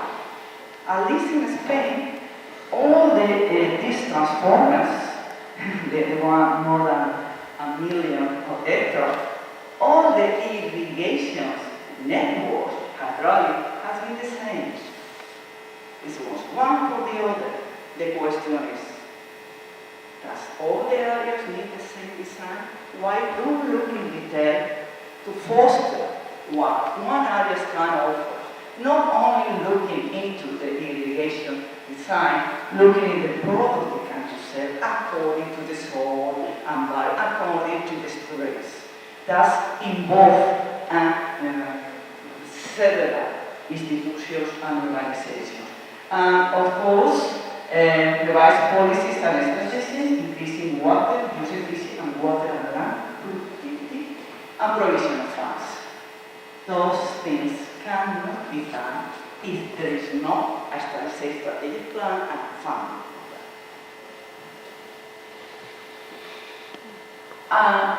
What can it be done when energy in Spain become a factor in pressure irrigation? Improve energy efficiency. Can we do that? Yes. At least in case of the design, operation, and management of the day and the energy costs. Try to reduce energy costs. We all now are suffering from agriculture about the electrical tariff, and we don't know how much are we going to pay this month. This is a political issue, a national issue, and farmers are that. The energy efficiency will improve. One, we have a national mapping station, proper overturn in the tariff, the UTP, and develop criteria for appropriate design, operation, regulation plans, impact, taking into account energy efficiency. Collective pressure network, that's the one we have in Spain. Optimization of water and energy by grouping the energy into network topology, mapping water demand, water orders. Allocated and expenditures for optimizing water productivity and energy costs. Genetic algorithms, dynamic programming, there are many ways approaches to doing that. And periodical training of technicians and irrigators in the operation, assessment, and maintenance of pressure irrigation system. We are a country now for renewable irrigation, so we have renewable irrigation source, solar farms, and wind.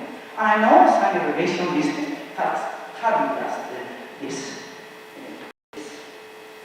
alternatives and precision. I don't know if it's precision irrigation or whatever the practice of it. But we need, and we have the technology that is a pilot center to just say by remote sensing, across assessment, digital management of water application limit, and what is soil water content, monitoring around and spatial decision support. We can do that with the technology. So, if I final remarks, a sustainable profitable irrigation will be reached as long as, in my case, availability of water and energy in Spain. Resources are provided at low cost, or increase, otherwise you have to increase the revenue for the commodities. What? This is another issue, okay? Maintaining the environmental standards. We have environmental standards to follow by the European water directive. The water policy, control, and governance will be a key issue to be obeyed among water users, stakeholders, and policymakers. Even though we have several that sometimes are not working well, we have to work on that. Application of sensors technology, soil water control, satellite information, GPS, will be ready to apply and work a precision agriculture or irrigation in the future. But I want to point out, we have technology, we have many data, online, whatever. Don't forget that we have to make periodical field evaluations.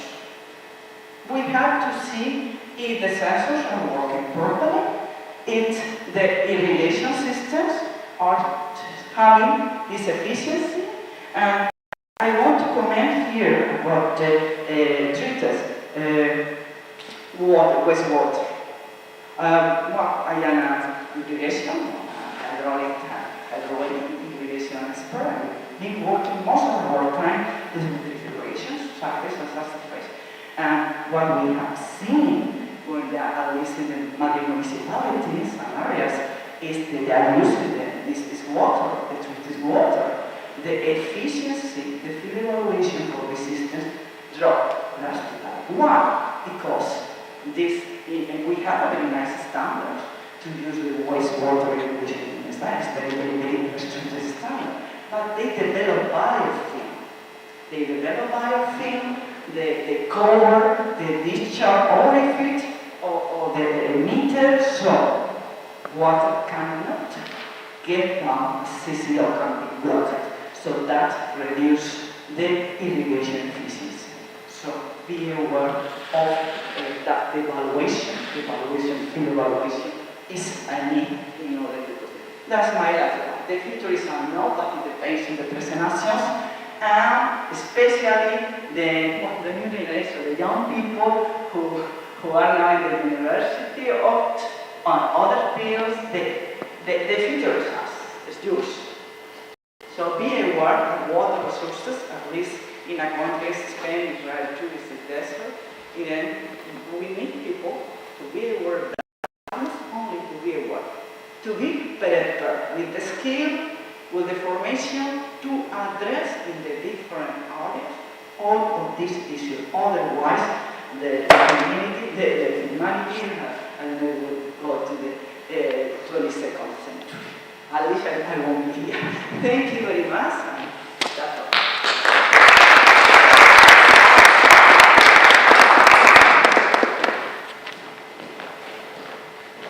I don't know if you have any questions. Yeah, if you have, there's time for one question, and if there's none, we will have a break. Does anyone want to ask? There's one question there. So, let me follow.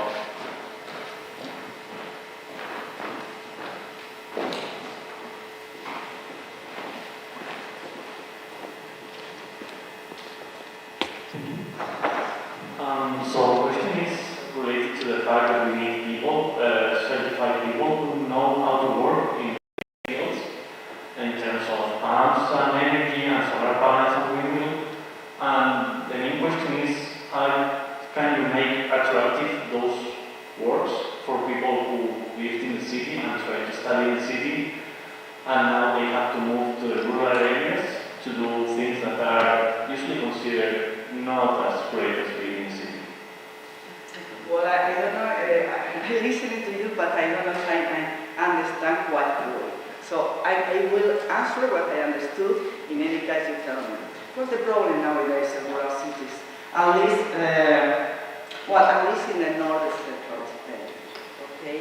Southern part, the the southern east because it's next to the coast. They have mild temperatures all year long. People like to live there. But in the north central Spain, it's not the case. It's in the population. We have extreme temperatures in the winter, and even though the irrigation district developed in this century has settled the population, there are still the amenities to live there. Once mainly is what they don't have a wireless connection, fast wireless connection. And now I know with the lockdown, many people have moved to the big cities to work online I would say that could be a good chance, and you can live there and say in a peaceful environment. But they don't have wireless. They say, how about I want to have my family there, I want to have children. They don't have primary schools. Well, at least in the municipalities, rural, they can. What I say is the same as Madrid. Your children have to go, they say, 20 or 25 kilometers probably away to go to the school. But as they say, with the municipality you are going to live, probably they don't have this primary school, they don't have healthcare, daycare center, just once a week, twice a week. So if I'm going to move, they are, nowadays in this area they cannot find people to work in the field. Just, I'm not saying specifically in the renewable, they cannot find people to. I don't know the labor conditions, I don't know about that. But they cannot, but this is an open opportunity. As long as, say, young, medium-aged people want to live there, but they need what they are asking is fast fiber wires to be able to work on that. Because other nice things they have been developed in these 70 years is the roads. The roads to move to the nearby city. This is more population. You can address the nearby city in 20 minutes. So you do not need to be in this big city, just live. According just to transportation. But you need the wireless condition, and probably if you are looking in the winter, you are living in the winter in a very cold areas, the price of the energy will not be so high. But the price of the energy is high everywhere. So in any case, I think this is a big opportunity for emprendimiento,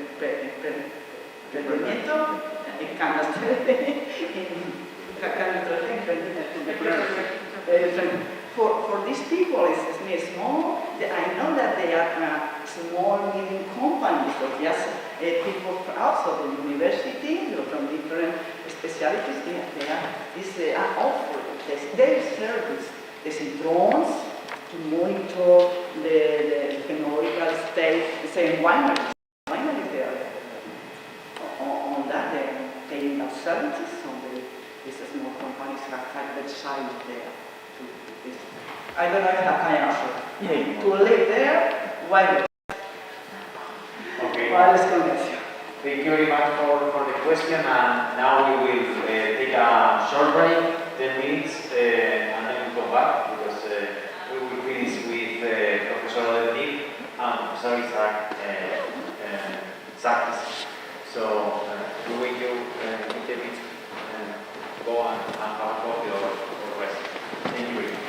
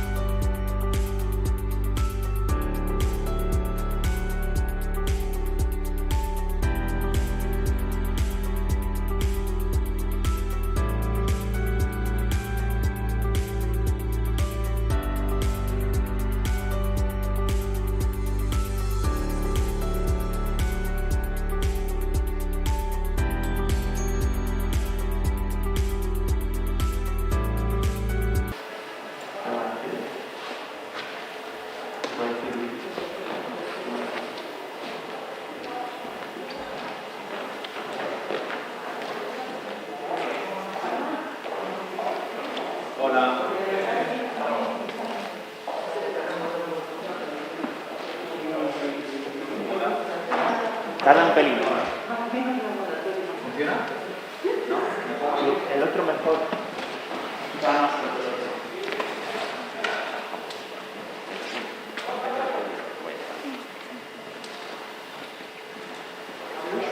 ¿Ahora? Perfecto, gracias. Welcome back, everyone. We're going to keep following with the talks. Now we're going to have Professor Oded Nir that is going to talk us about water irrigation and the reuse of water for irrigation. And afterwards we will have Professor Isakis, that he will connect from Israel, from Ben-Gurion University, to talk us about design and sustainability. Professor Oded Nir, please, the floor is yours. Thank you very much. It's really a pleasure to be here, and I'd like to thank everyone who organized this event and invited us here. I am being a researcher at Blaustein Institute for Desert Research in the Zuckerberg Institute for Water Research for 4 years, and I've been working on water technologies. So today I'm going to share my views and maybe some of my visions of how can we improve, what can we do better, because you heard in the last talk, in the talk of Noam, that we're doing quite okay, actually pretty good in Israel in reusing wastewater for agriculture, but still there are things we can do better, improve, and I will present some of these issues that we still have, and then I will present some solutions that we're working on in my lab. By training, I'm an environmental engineer, so in this discipline we are also, after identifying the issue or the challenge, we're trying to think about the solutions. So I will show some of the novel solutions that we're working on, all in quite preliminary, let's say, research state, but with, I think, a potential to become practical solutions. So the topic is producing irrigation water and fertilizer from wastewater. It will not be only about irrigation water though, it will be also water for different purposes. I'd like to dedicate a minute to talk about wastewater and the conventional wastewater treatment, which is the activated sludge process. The wastewater are coming as raw wastewater, and they are treated in a primary stage, which is mostly settling, and we have all the solids, the large solids that are settling to the bottom, and then we have the main treatment stage, the secondary stage, which is the biological step.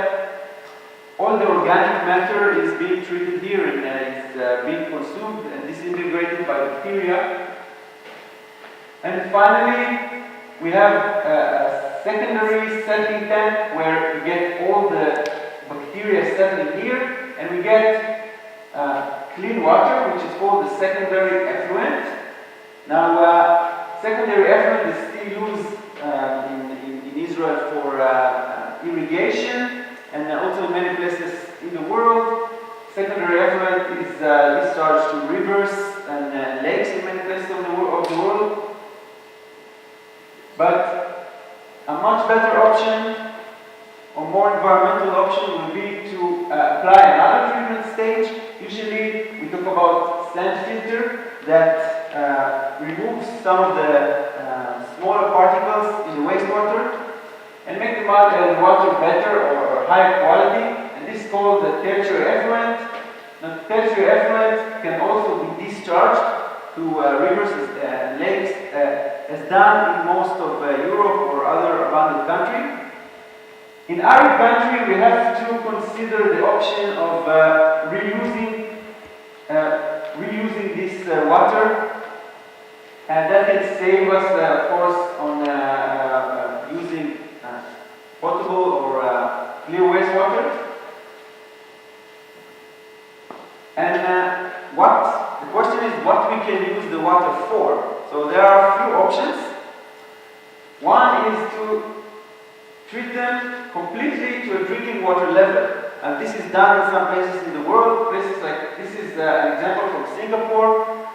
In Singapore, they take tertiary effluent, they treat it by reverse osmosis, and they get drinking water. Reverse osmosis is the seawater desalination technology. It takes out all the pollutants and also all the salts from the wastewater.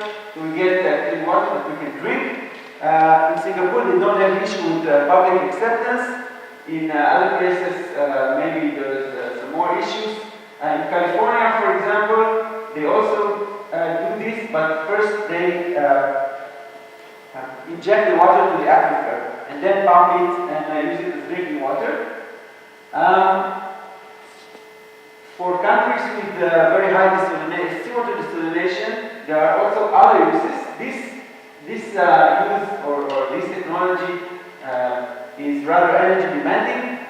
If we can use it for agriculture or to revive surface water by this, maybe we can find a technology that not removes everything to the water, but remove only the things we want to remove and maintain the things we want to maintain in the water, and use less energy and achieve more sustainable technology to reuse this water. Now, in Israel, for example, we use a lot in the water in agriculture, but so we have water for the drinking water, as you heard, from seawater desalination. We have water for agriculture, mainly from treated wastewater, secondary and tertiary treated wastewater. But we have a problem with water for nature. This is an issue that is still we have to improve a lot in Israel. Israel is practically dry country, and it's getting drier and drier. Not in terms of supply drinking water, but in terms of water that are available in the nature, available for supporting ecosystems, available for recreation. So in the 1950s, we had a lot of, or much more rivers and streams and lakes, but now it's almost all used up. And we would like to restore this situation because we like to have water in nature and for recreation. So this is an example next to our institutes in a city called Yerucham, where they have a lake. This lake is from treated wastewater, tertiary effluent. This lake is nice to look to, but for example, you cannot swim in this lake. Now, what I'm suggesting, or what I'm saying, that these two things, agriculture and water for nature, they're not necessarily has to come at the expense of each other. It's not agriculture or water for nature. It can be both. For example, you can have the treated wastewater put into a stream, like upstream. If they're treated to high quality, quality that's high enough that it can sustain a healthy ecosystem and also be good for health, be good for sanitation, you can collect it downstream and take it for agriculture, for example. Or you can have a lake where you pump from the lake water for agriculture. So these things can come together. But the question now is water quality.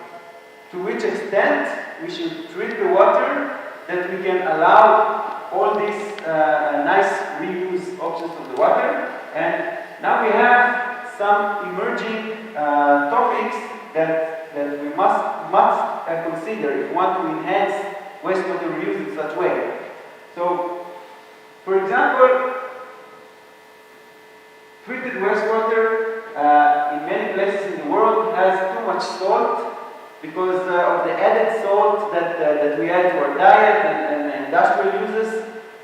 In Israel, this is is now not such a serious problem, and the reason is that most of the water we drink come now from desalinated seawater. In seawater desalination, we already make the water with very, very little salt, even lower than needed for drinking water, thinking of the reuse in wastewater, that the salt will not damage the soil and the crops. So in Israel, we know we're going to reuse the water. We take out more salt than needed. Some salt is added to the wastewater, but the water is still with low salt when it comes to Israel. But in the world, it's still a problem with treated wastewater, and we have to think about ways to remove at least some of the salt, not all. Trace pathogens can also be a problem. For example, some parasites can survive the wastewater treatment plant. Even some viruses, if there is a lot of it, can survive the wastewater treatment plant. Therefore, in some places, use disinfection with chlorine. But when we use disinfection with chlorine, basically you cannot put it in a sensitive ecosystem because it will kill the microorganisms. So maybe you have to find a different technology. Viruses, we even saw that you can find traces of the coronavirus in our research we did. If you not chlorinate the water enough, SARS-CoV-2 RNA survives the wastewater treatment plant. So, but a very important emerging concern is organic micropollutants. You have many things that are in trace amount but can still have an impact on water quality.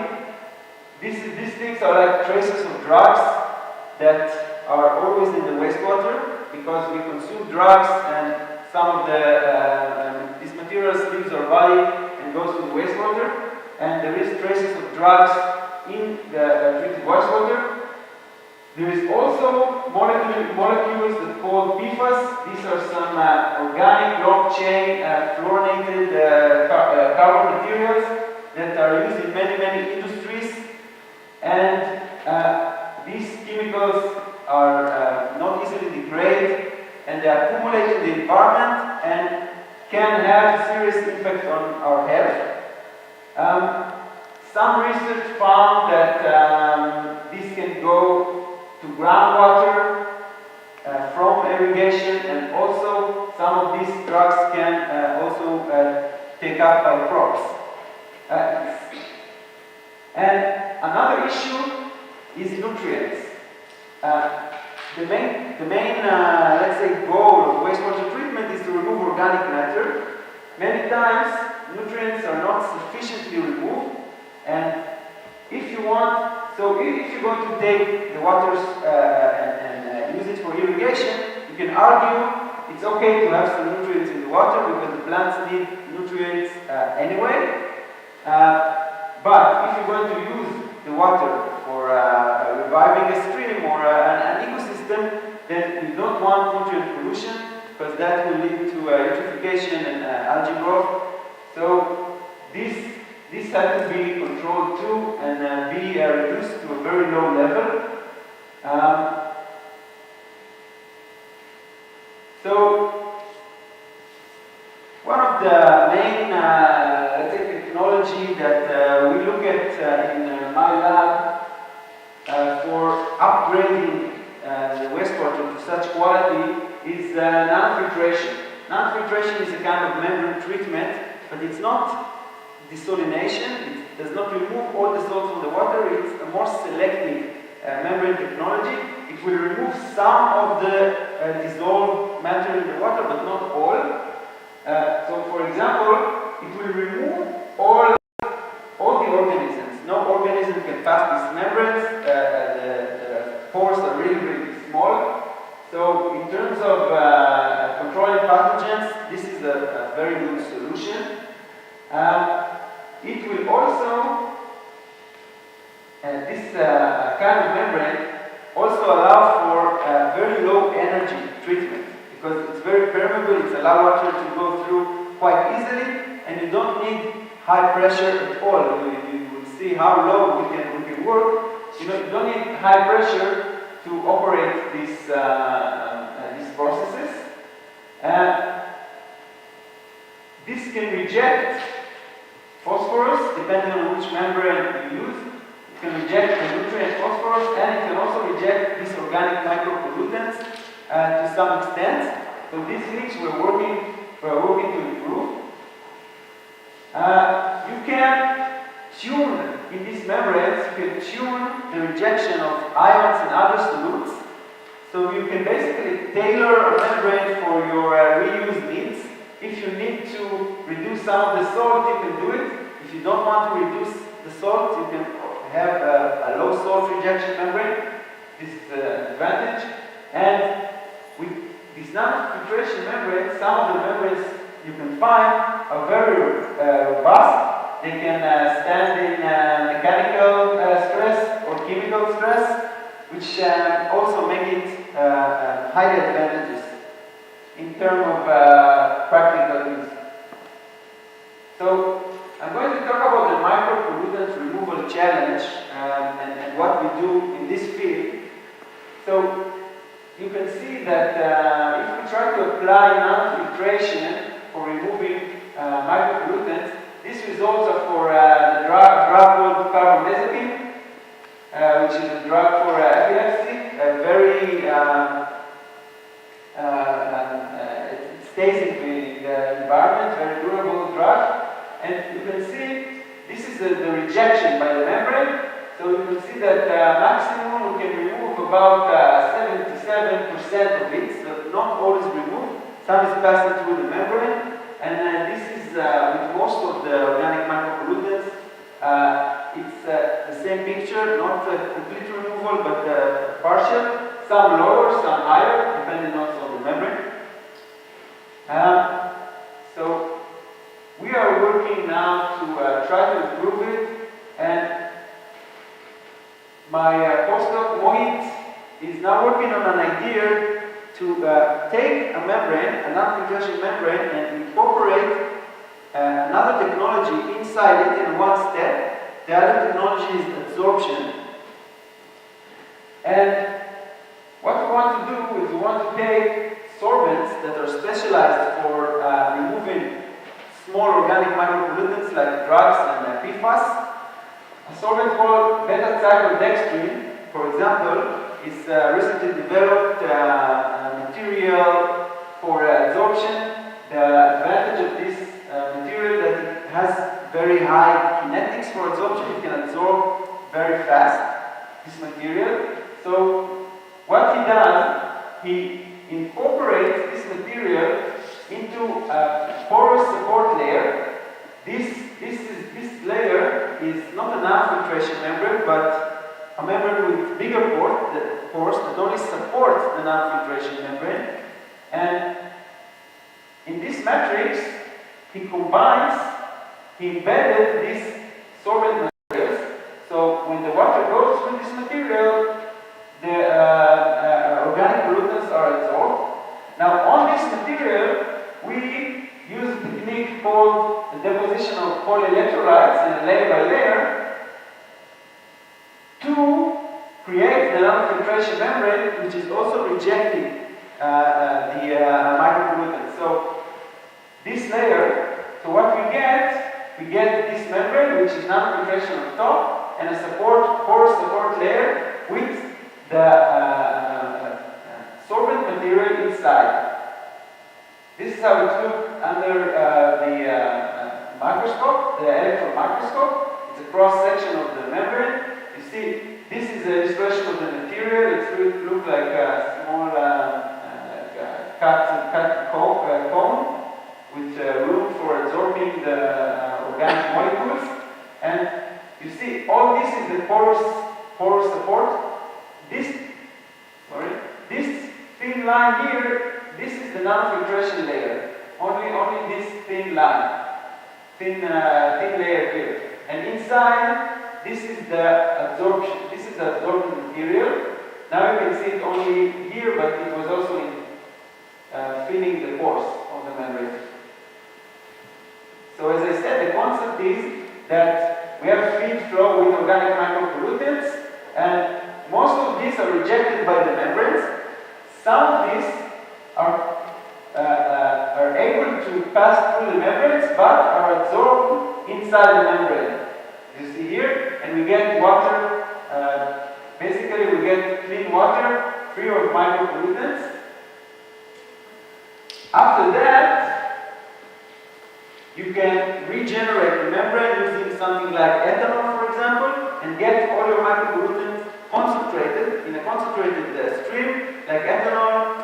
Then you can apply processes to completely destroy these micropollutants, for example, thermally or by oxidation processes. Now, these are some results that we got. Still preliminary, but very promising results that we see that if we take a membrane without any material inside, then we see this is the removal rate. When we take a material and put just a small amount, we see that it performs much better and then decline. But when we take a material and put it higher and put inside higher amount of the solvent, then we see a very high, actually almost perfect 100% rejection of these micropollutants, which is, we work with some type of PFAS in here.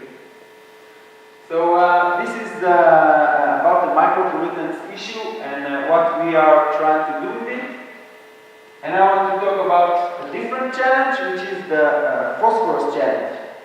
So phosphorus, actually, it's a two-phase challenge, and it's also connected to the nanofiltration technology, impact nanofiltration technology, as I'm going to show.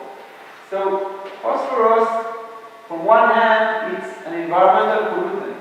As I said, if we don't control the phosphorus, then this is what we can get, the phosphorus and the nitrogen, but sometimes phosphorus is the more important nutrient. If we don't control it, we're going to get this. This is algal bloom in lakes, and you see this lake is not inviting anymore, and this is not a healthy ecosystem, and nobody wants to take a swim or fish in this kind of lake.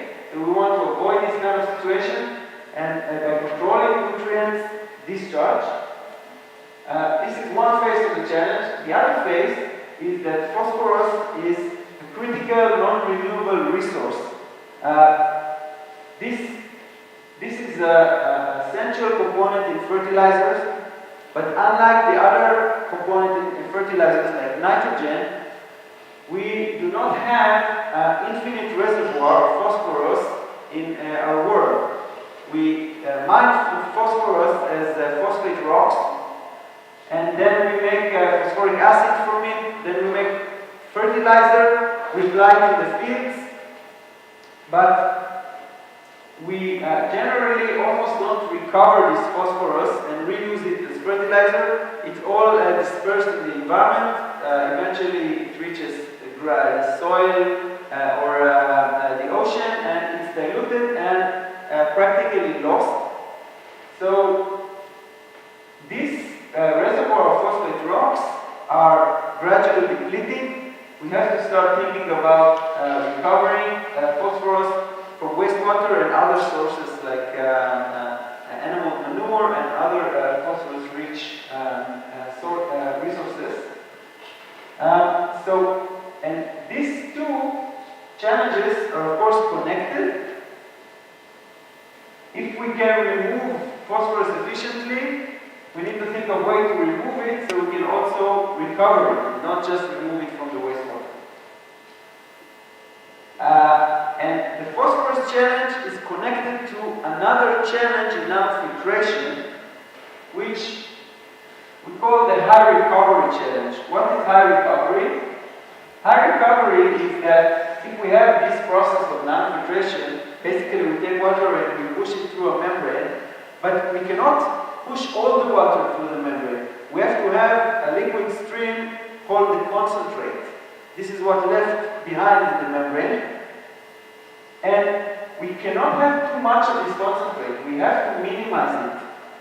Otherwise, first of all, we want to make sure we use almost every drop of the treated wastewater. We don't want to lose water. But more importantly, the cost of treating the concentrate is many times higher than the cost of applying nanofiltration. We definitely do not want to produce a high volume of concentrate which contains all the bad things that we rejected, and it's like a stream that we don't have what to do with. So we want to minimize it as much as possible. But phosphorus is one of the reasons, the phosphorus in the wastewater, in the treated wastewater, is one of the reasons why we cannot minimize it too much, because phosphorus will react eventually when we concentrate it, will react with calcium and will form a precipitate, calcium phosphate precipitate. It looks like this when it precipitates on the membrane, and this will clog the membrane and prevent us to reduce the volume or the flow rate of this concentrate. Okay, so we're limited by this calcium phosphate, we call it membrane scaling. So how we're trying to tackle this issue in my lab, this is work done in 2018. We tried to use a special type of non-filtration membranes that are resistant to acid. And we said that if we have this accumulation of scale, what we can do is if we use acid-resistant membranes, we can just apply acid wash in the membrane, and if we do it with nitric acid, which is also kind of a fertilizer, then we dissolve the phosphorus and we will just get a liquid fertilizer containing nitrogen and phosphorus, and also calcium, which is a micronutrient, and we can apply it in the fields locally, and this is how we can overcome this issue of scaling.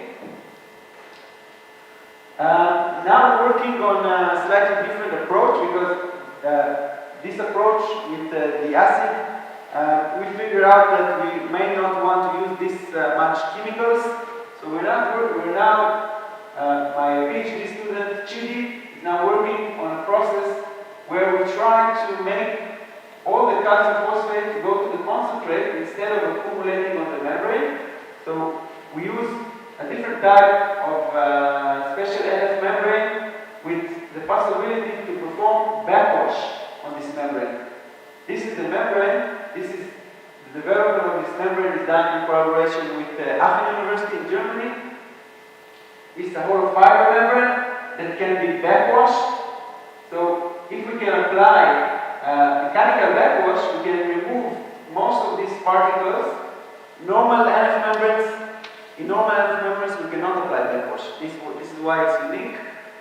But if we can do it, we can make sure that most of the phosphorus ends up in the concentrate, and here we can further crystallize it, and then we have calcium phosphate. And calcium phosphate, it's a kind of a mineral that is actually what is mined to produce phosphorus fertilizer. So we basically produce in this process a substitute for the raw material from which fertilizer is made of. So this can be collected and taken to the plant to produce phosphoric acid. Now, the way we study this process, we have a unique experimental setup. This includes this filtration system that is completely computer controlled and also monitored. It can record in real time all the parameters that we need, like the flow of the filtrate and the flow of the feed, and the pH and the electrical conductivity and the temperature and the pressure. So we record a lot of parameters. We also take samples from the water and analyze all the solute. We now work with high recovery ratio to monitor the particles that are precipitating in the concentrate. As I showed you before, we also use a very unique tool. This is a microscope that we can submerge inside the tank where the concentrate is, and it gives us images of the particles in about a 5 micron resolution, so we can see their shape and we can see their morphology. We can learn about how we can, what the conditions needed for recovering these particles. For example, maybe if I press here it will start. No. So for example, I can show you this video that we took with the microscope.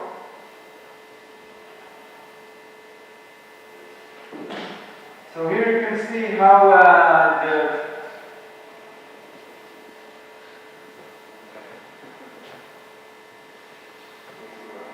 okay, we cannot see a lot, but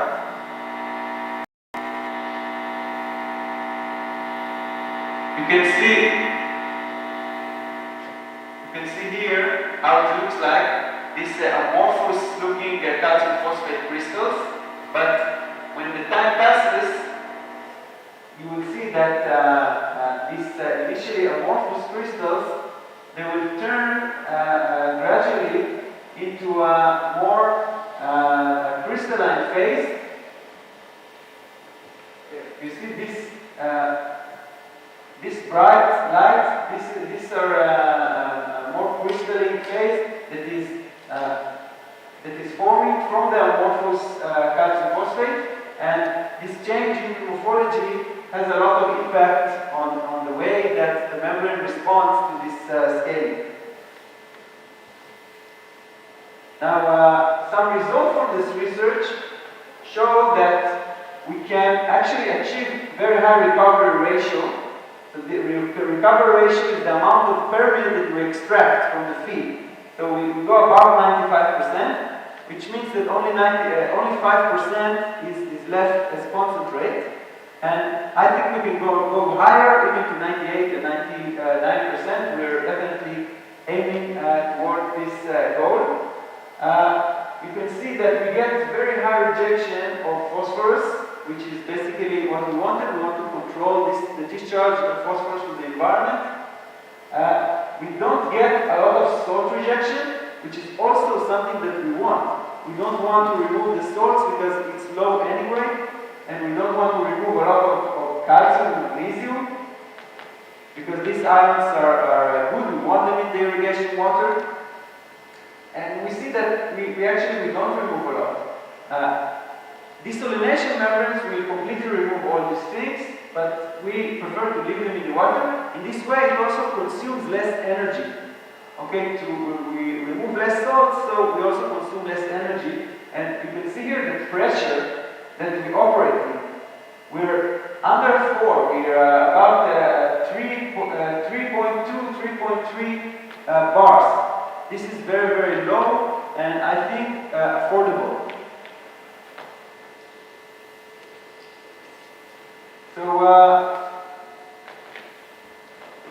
another study that, collaborative study, and this is the last study that I will describe. The last slide for these studies is a whole system that is designed to bring water and fertilizers, high quality water and fertilizers from wastewater. Basically, we're looking here at a different approach to treat wastewater, which is instead of aerobic treatment using a lot of air and oxygen, anaerobic process with membrane combining it. It's called anaerobic MBR. This is something that a colleague of mine from the Water Institute, Weisbord, is working on. And there's a special membrane also inside here, which this is also in collaboration with Dr. Shion James from Vanderbilt University. So it's basically in collaboration with the US, international collaboration. makes a very clean effluent, high quality clean effluent with no microorganisms or particles, but it still has nutrients, still rich in, it doesn't remove nutrients at all.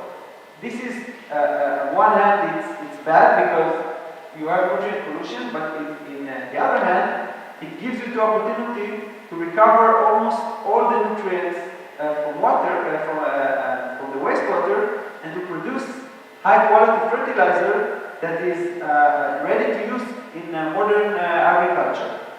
So here we use technology of absorption. So we use special sorbent to remove both the phosphorus and the nitrogen. And the absorption actually makes water free of nutrients that we can further treat by non-filtration and to get very high quality water for irrigation. But to recover these nutrients after absorption, we need to desorb it.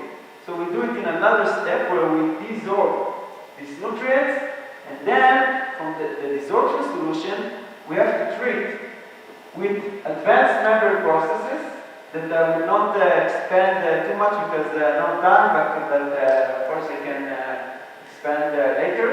And two students are working on this, PhD students, Rulio, is working on taking a stream that is desorbed the phosphorus, applying what is called electrodialysis with bipolar membrane, and produce pure pK solution of high concentration. And Muzi is a master student. He's working on taking the stream that dissolve the N or the ammonium, and also utilize another different membrane processes called gas permeable membrane contactor to produce also pure and high concentration nitrogen fertilizer, pure nitrogen fertilizer, ammonium nitrate. Combining this fertilizer, we just get an NPK fertilizer, which solution, concentrated solution, which can be used in modern agriculture. So I'd like to conclude with this. I'd like to stress that wastewater, we must view it also as a resource, and not just as an environmental problem, especially in arid areas like Spain and Israel. And I would like to make the point that if we upgrade the quality of the treated effluent, we can enhance wastewater reuse. We can use it for different purposes, like using it for nature, for recreation, and then use it for agriculture, but we still need to upgrade the quality for that. And we are now working on membrane technology in combination with other physical-chemical processes, which I believe have a promise to deliver and make this, let's say, vision of enhanced reuse come true. I'd like to thank you with this. These are some of my students in a field trip that we had. These are the funders of some of the research that showed me here. And you, as Noam already said, we're always looking for students, so join us, and if you have questions, I will be happy to answer. Thank you.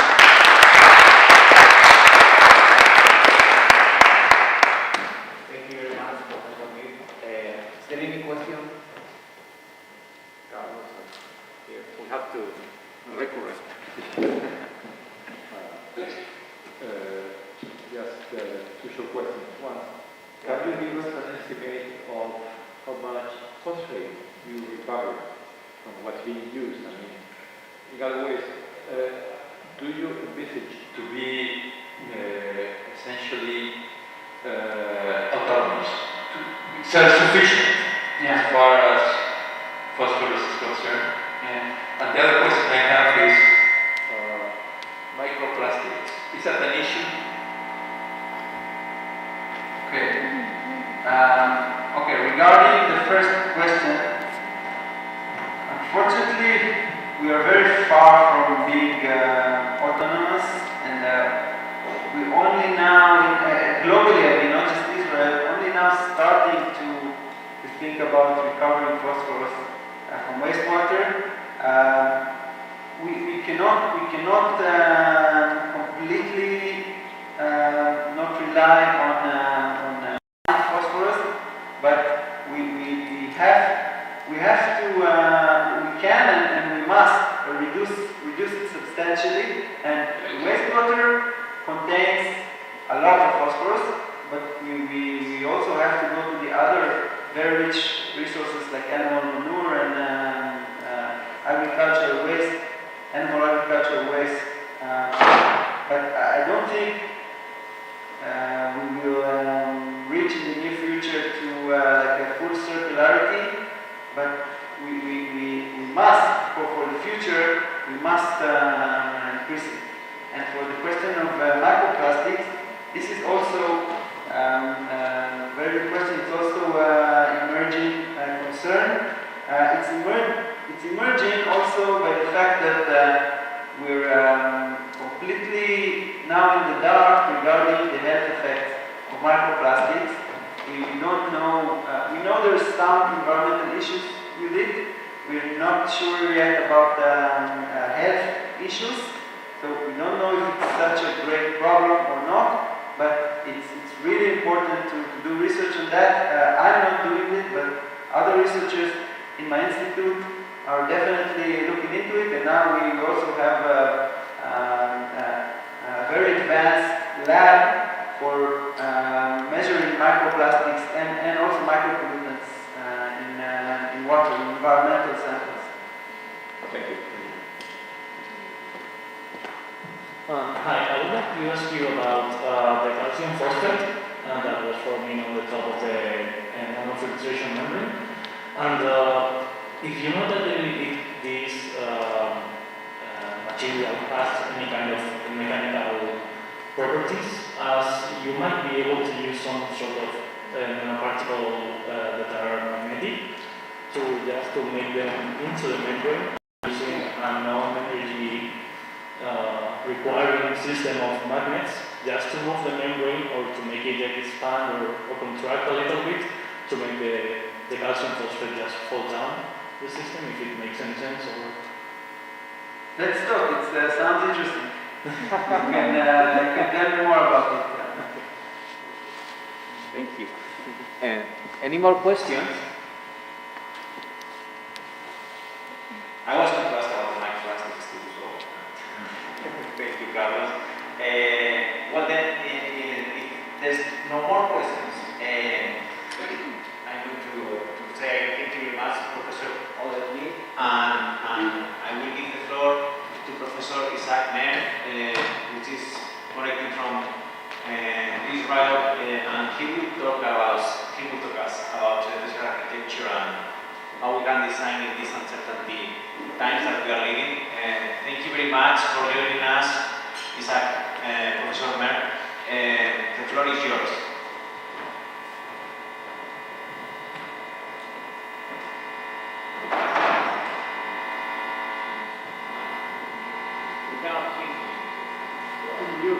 Now we can hear now. Yes. Can you hear? Yes. Yes. Hello? Can you hear me?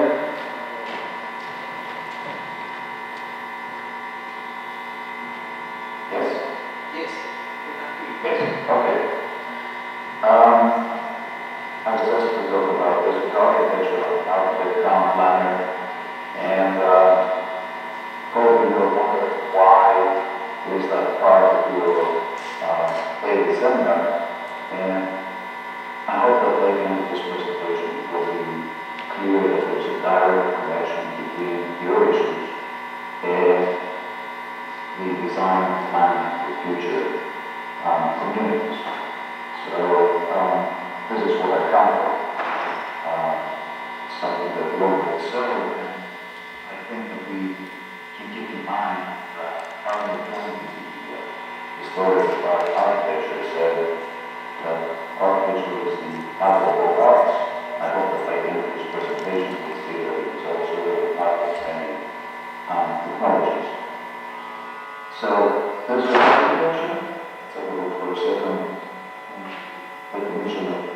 desert, there's a region where moisture is below -40 degrees, that is also characterized as BW curtains climate formula, which is just worse when planting its rainfalls can be and irregular quotient of variation IOO, which means that one year may have a certain amount of precipitation, the next year may have 5 times that much.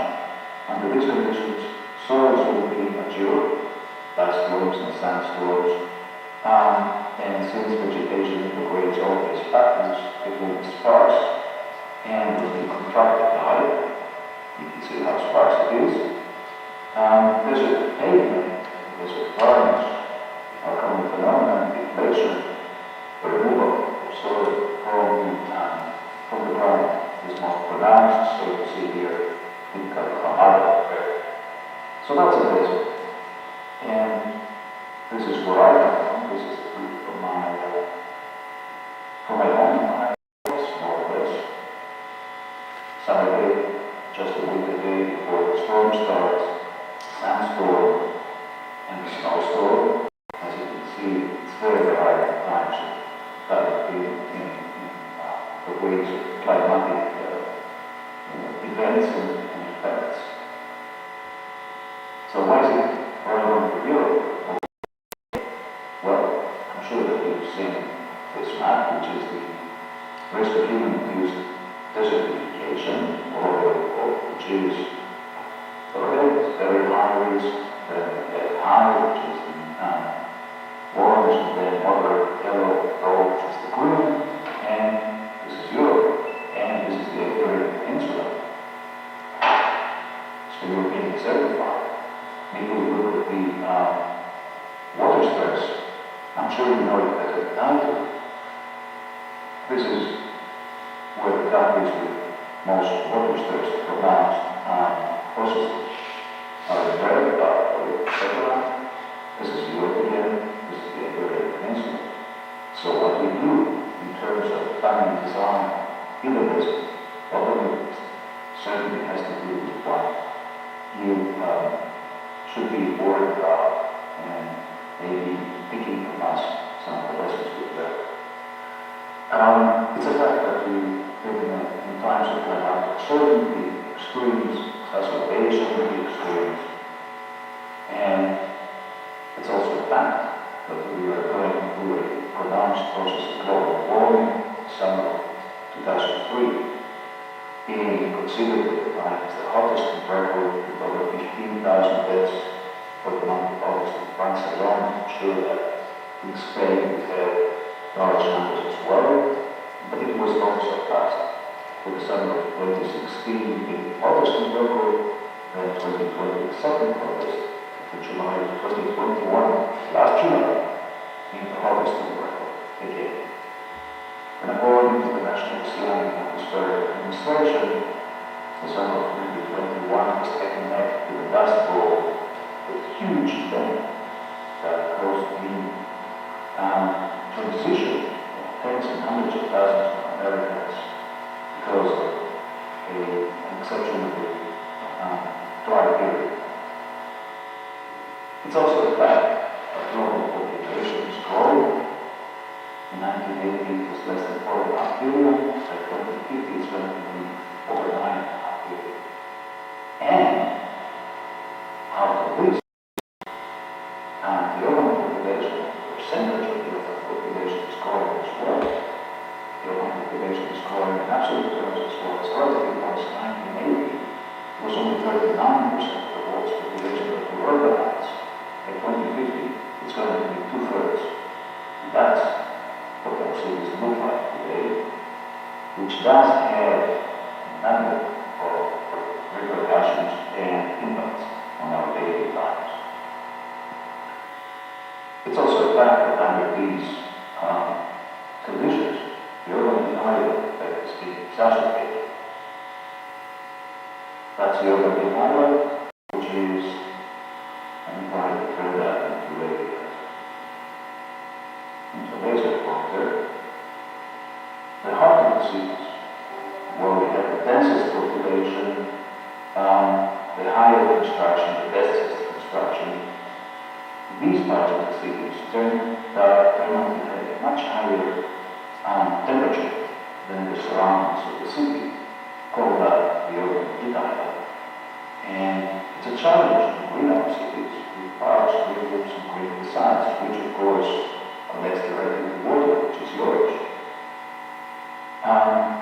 It's also the fact that we have a high thermal complex exacerbation in the cities. As you can see here, for a rural station, as we moved from the 1960s on to the 2000s, we had more hours with medium heat stores, whereas in an urban hydrological station, we record more hours with severe heat stores, which is combined by a rise of the minimum air temperature, the rise of the minimum pressure. It is becoming hotter, nights are becoming hotter and more humid, and alongside that there's a drop of the wind velocity. Therefore, it's a challenge to green and ventilate our cities because we know that green islands, such as parks, have significantly lower temperatures than the surrounding building areas. And alongside that, we also know that better we ventilate our building areas, we disperse pollutants, gases, particles.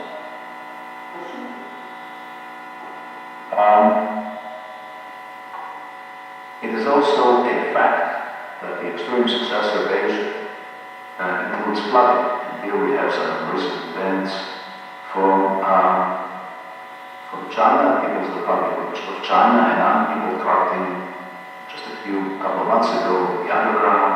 Here we have Europe, probably much better acquainted with that, but also here we have Muscat in Oman, a desert, completely flat to the extreme.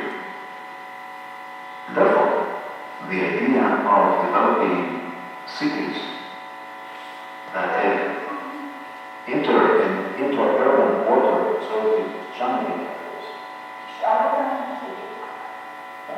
could lessen the impact.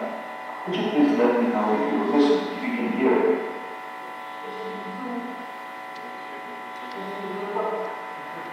Could you please let me know that you're hearing appropriately, because I'm being told that there is a background noise and nobody can hear it. Yes, we are here. Okay. Let me try to speak without the microphone, maybe that would be better. Now, can you just raise the phone? No?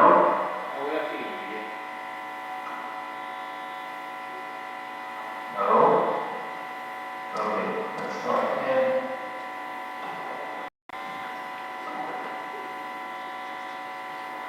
We are back to the microphone then. So, we've talked about the cities, let's go back to the buildings for a second.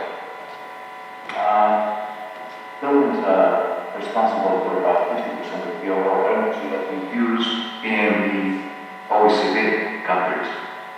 25% of the energy that we use goes into industry, 25% goes into transportation, and 50% into buildings, which does not look like the statistics and the figures that we usually get in publications and reports. So let's look at that. 20% of this amount that goes into buildings go into the extraction of raw materials, the production of building materials, the construction process itself, and then at the end, demolition.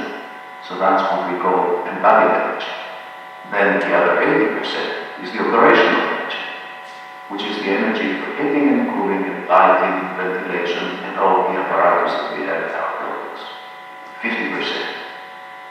And then it's no wonder that our cities look like that. Additionally, we spend about 90% of our lives indoors. We are building animals. And therefore, habits, because the inside of the buildings affects our daily lives, our well-being, our health and productivity. The last couple of years with COVID-19 have made very explicit and pronounced the need for better ventilated buildings, but when we ventilate them, how do we do that in polluted cities? So that's another challenge we have to face. So, in order to go into desert architecture, let's start with 2 slides of what is not desert architecture. Glass boxes, terraria, with fully glazed envelopes and huge air conditioning systems on top are not desert architecture, and iconic and exciting such buildings can be. This is Burj Khalifa in Dubai, over 800 meters tall, 800 meters tall. These are also problematic buildings and therefore are most probably not desert architecture. Another word, there is a lot of archaeological and architectural mythology, and what I want to keep in mind is the fact that if traditional and vernacular buildings were climate adapted, there would have been no need for intramural migration. People wouldn't need, in traditional architecture, to move from indoors to outdoors, to sleep on the roofs, to sleep in the verandas, etc., in the summer. Right, so what is desert architecture and what can we do with it? First of all, let's talk for a second about bioclimatic design. We need our buildings to be externally insulated, protected from the environment. We also need them to have internal thermal mass as capacitor of heat and cool. We need them to be appropriately oriented, to face the winter sun for solar aids and summer night breezes for cool. And if we operate them, as you can see here in summer, for example, when the outer, that's winter, when the outer temperature is behaving like this, we can keep the interior much mellower, much more stable. And if we keep them closed during the day, ventilate them with cool breezes at night, then we can store this cool in the internal mass and get an indoor temperature that defies the changes outside, which in the desert climate can be 15, maybe more than that, degrees per day. So I want to show you a few examples, because theory is nice, but unless it is demonstrated, unless it is implemented, it doesn't make much sense in terms of architecture. This is a project that we did many years ago, 1988. It's a small 80 single-family detached housing units neighborhood on our campus. This is the Institute for Desert Research, and this is the neighborhood. We did that for the Ministry of Construction and Housing, and the idea is that each and every individual building will have full solar exposure to the winter sun,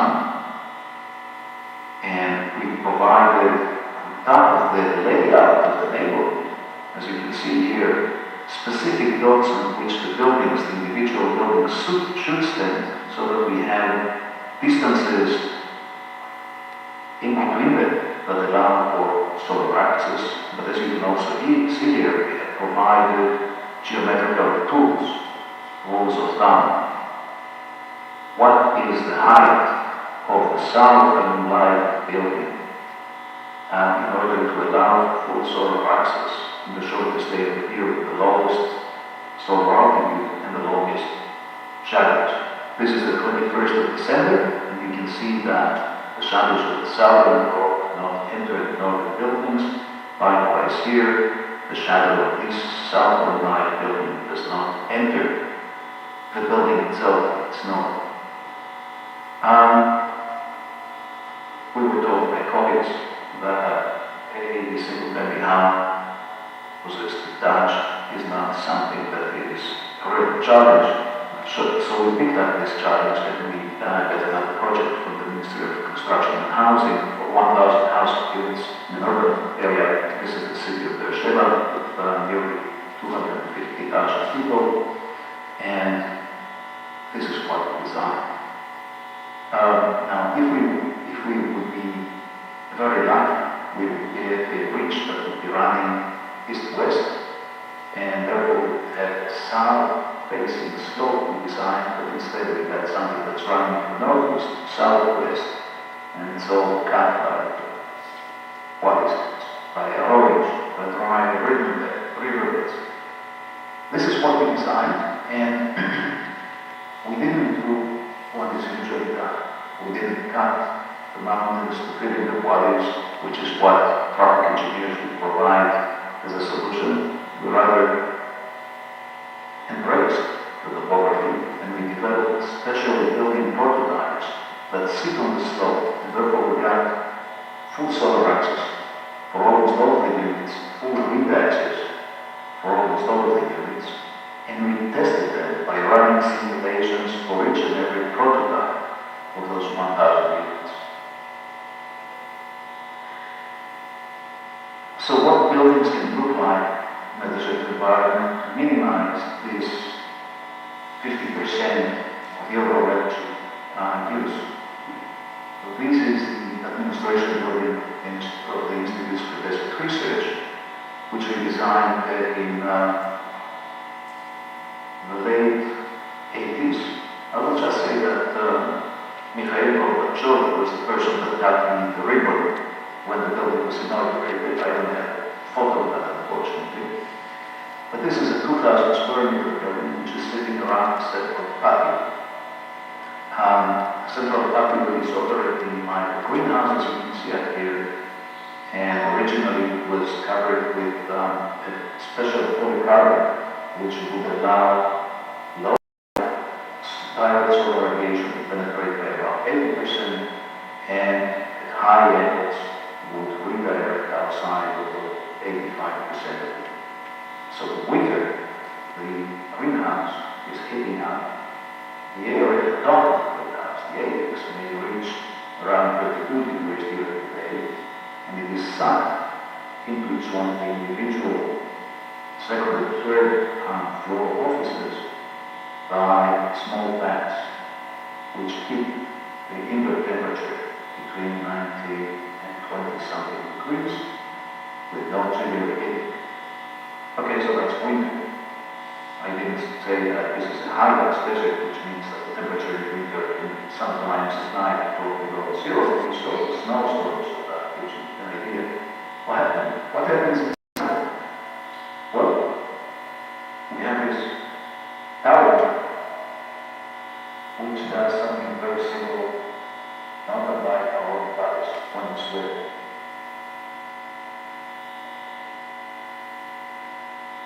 We go with hot and dry air to the desert and spray water. The water will evaporate, and for that it would need energy from the air. It cools down the air and will start falling into the tower, reaching the drop of about 15 degrees centigrade between the inlet, the intake, and the outlet. You can see here the diagrams which show the ambient air temperature from about 8 o'clock in the morning to about 8 o'clock at night. And this is the moment we start spraying the water. And you can see an immediate drop in the temperature in the tower and its exit. We waste about 1 cubic meter of water a day. If waste is the right term. And we get a cooling effect of nearly 1,000 kilowatt hours. I think that's significant. And if similar constraints use similar solutions, then here is the PEDA office in Chandigarh, in India, which was designed by a friend and colleague, Professor Arvind Krishnan, late Professor Arvind Krishnan, who we hosted on our institutes, and he visited the building that you just saw, and 3 weeks later he sent me this picture of the internal courtyard of his building in Chandigarh, which has a roof that is built by hydraulic paraboloids that are set in such a way that will allow the low-lying sun during the winter vacuum and the high sun in the summer to be blocked. But remember, if it makes sense, it may have been invented already. And this is something very similar in concept that was done by architect Noam in our institutes, in our unit, back in 1980. Full solar radiation exposure into full solar shading in the sun without touching any of those flakes which are designed according to the solar geometry. Sometimes we do look around, take some hints from flora and fauna, which is called nowadays biomimicry, which is a very heavy word for understanding the living domain around us. That's something that we see quite often in our region. These little flowers down here, or those, which are usually done either with gerbils, this little guy over here, or porcupines, significantly bigger. And why do they go underground? Because the deeper you go underground, the lower in the temperature during the hot months and the higher the minimum outside during the cold months.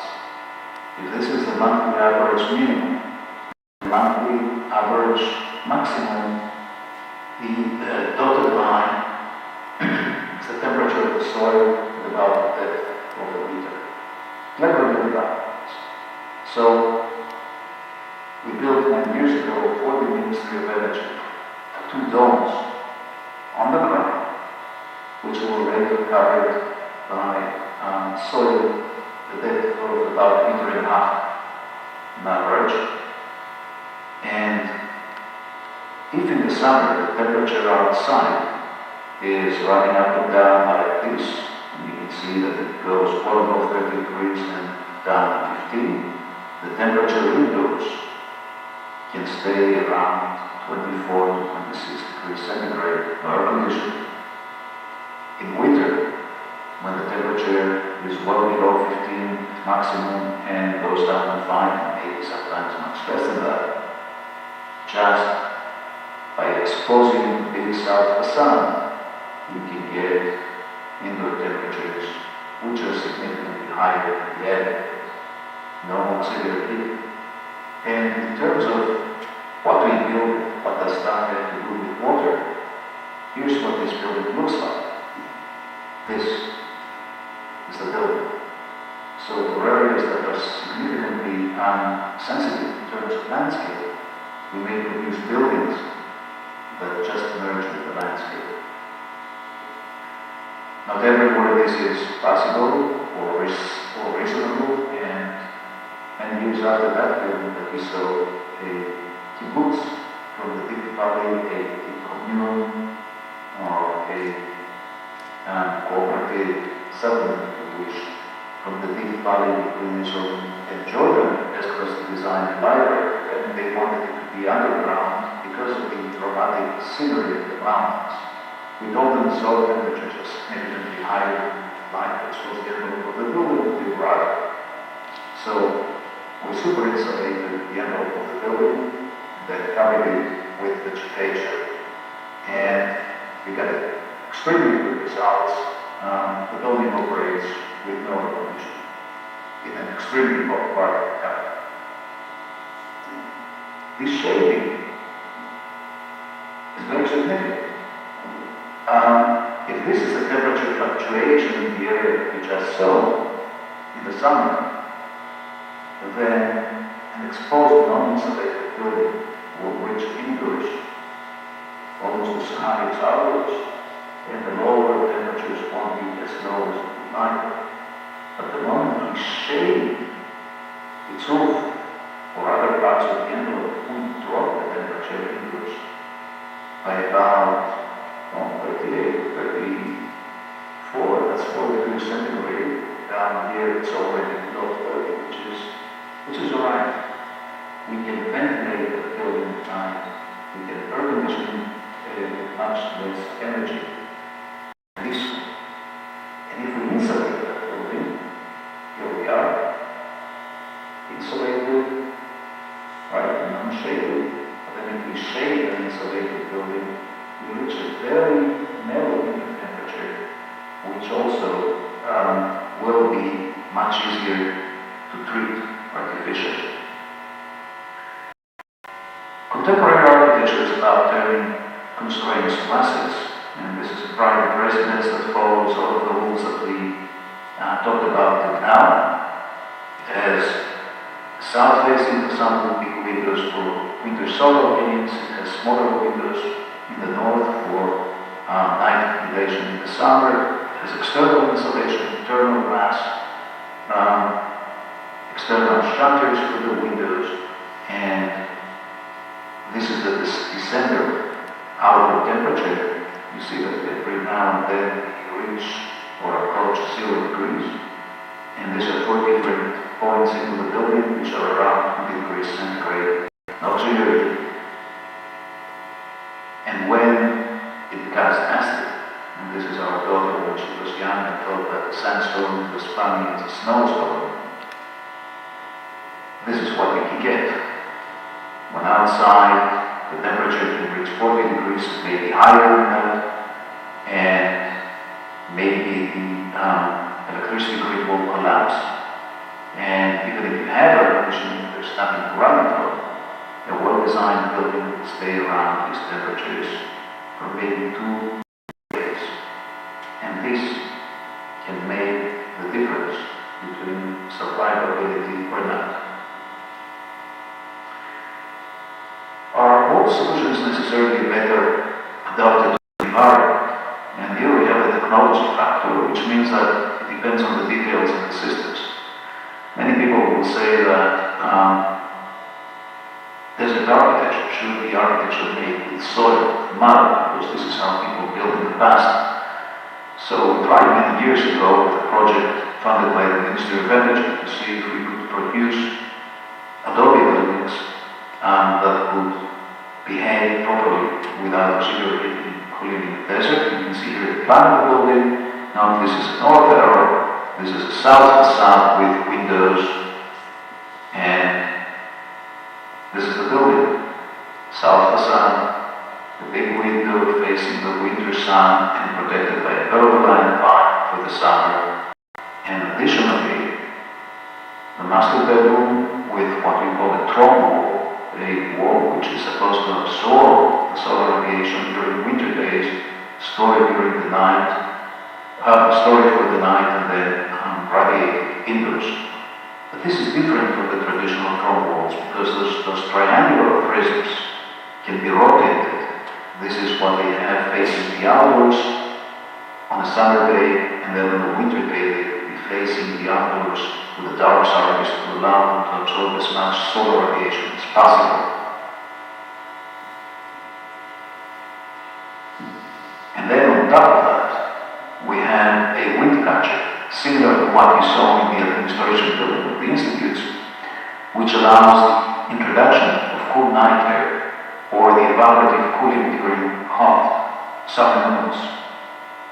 But more than that, the building itself, I think we've got a small problem here. Right. The building itself is built with a cavity wall where the air cavity between the two bricks provides some kind of thermal insulation. So it depends on the details and the systems and how this is supposed to work.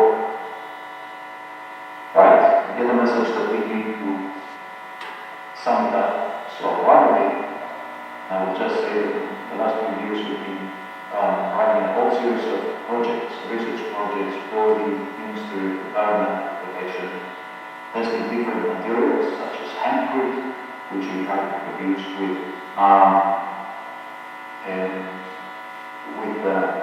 clay waste from quarters. We're trying to improve the hay as building material, straw bed, where we try to make it industrially producible.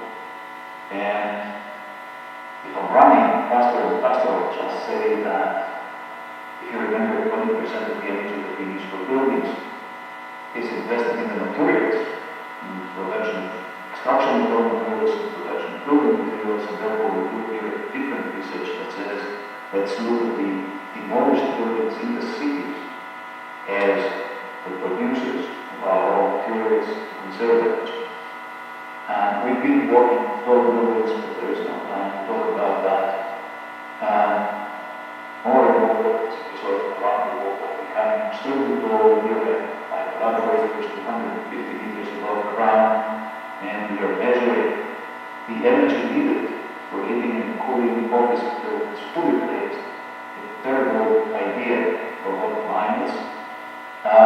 No time to talk about open spaces, but there's a huge difference between greenery, shading open spaces, or just shading. And this is the difference between a walkway, which is covered and vegetated, and one that is not. The difference between them in terms of relative temperature can be very increased more. One last word before I complete. A project not really architecture, but is incorporating all sorts of technologies, including water, and the tool for grid technologies integration. It's done for a cooperative venue in the desert. I'll skip that part because you probably heard about it from Professor Weisbord and previous speaker. I would just say that we operate this whole system by taking wastewater, which is being treated, and then we use it to cool the solar concentrator, solar a carbonic system, solar photovoltaics, and then use this hot water for the stables that have those and sheet, and then we run the wastewater all the way to the biogas, digested, and then use all of that for as treated grey water to irrigate the other areas of the animals. And we also use it to wash the wood from the sheep. When you wash the wood from the sheep, you get lanolin. Lanolin goes into the herbs production of different cosmetics and other things that are part of the project. And eventually, we also use the hot water, this waste product from here, to run air conditioning on absorption systems. So the idea is optimize, integrate, and make sure that we're not just paying lip service, but rather doing engineering. No time to talk about zero energy projects, but that's also part of what we do. And I'll just say that we have to deal with more and more extreme conditions. This is part of the post-occupancy evaluation of one of those projects where we have to deal with 34 degrees for 6 days in a row in England. And therefore, I'm completing. I'm using a head link from the British Independent Australian that fights a huge crocodile pocket knife. I think that for some of the previous this may read, we need to understand that our future environmental challenges look like huge crocodile, while our tools are closer to the pocket knife. We need to learn how to use such tools in the most versatile and proficient manner and develop them as fast as we can. Ladies and gentlemen, we'll skip Professor Oded, and I would just say, gracias, Professor Nir.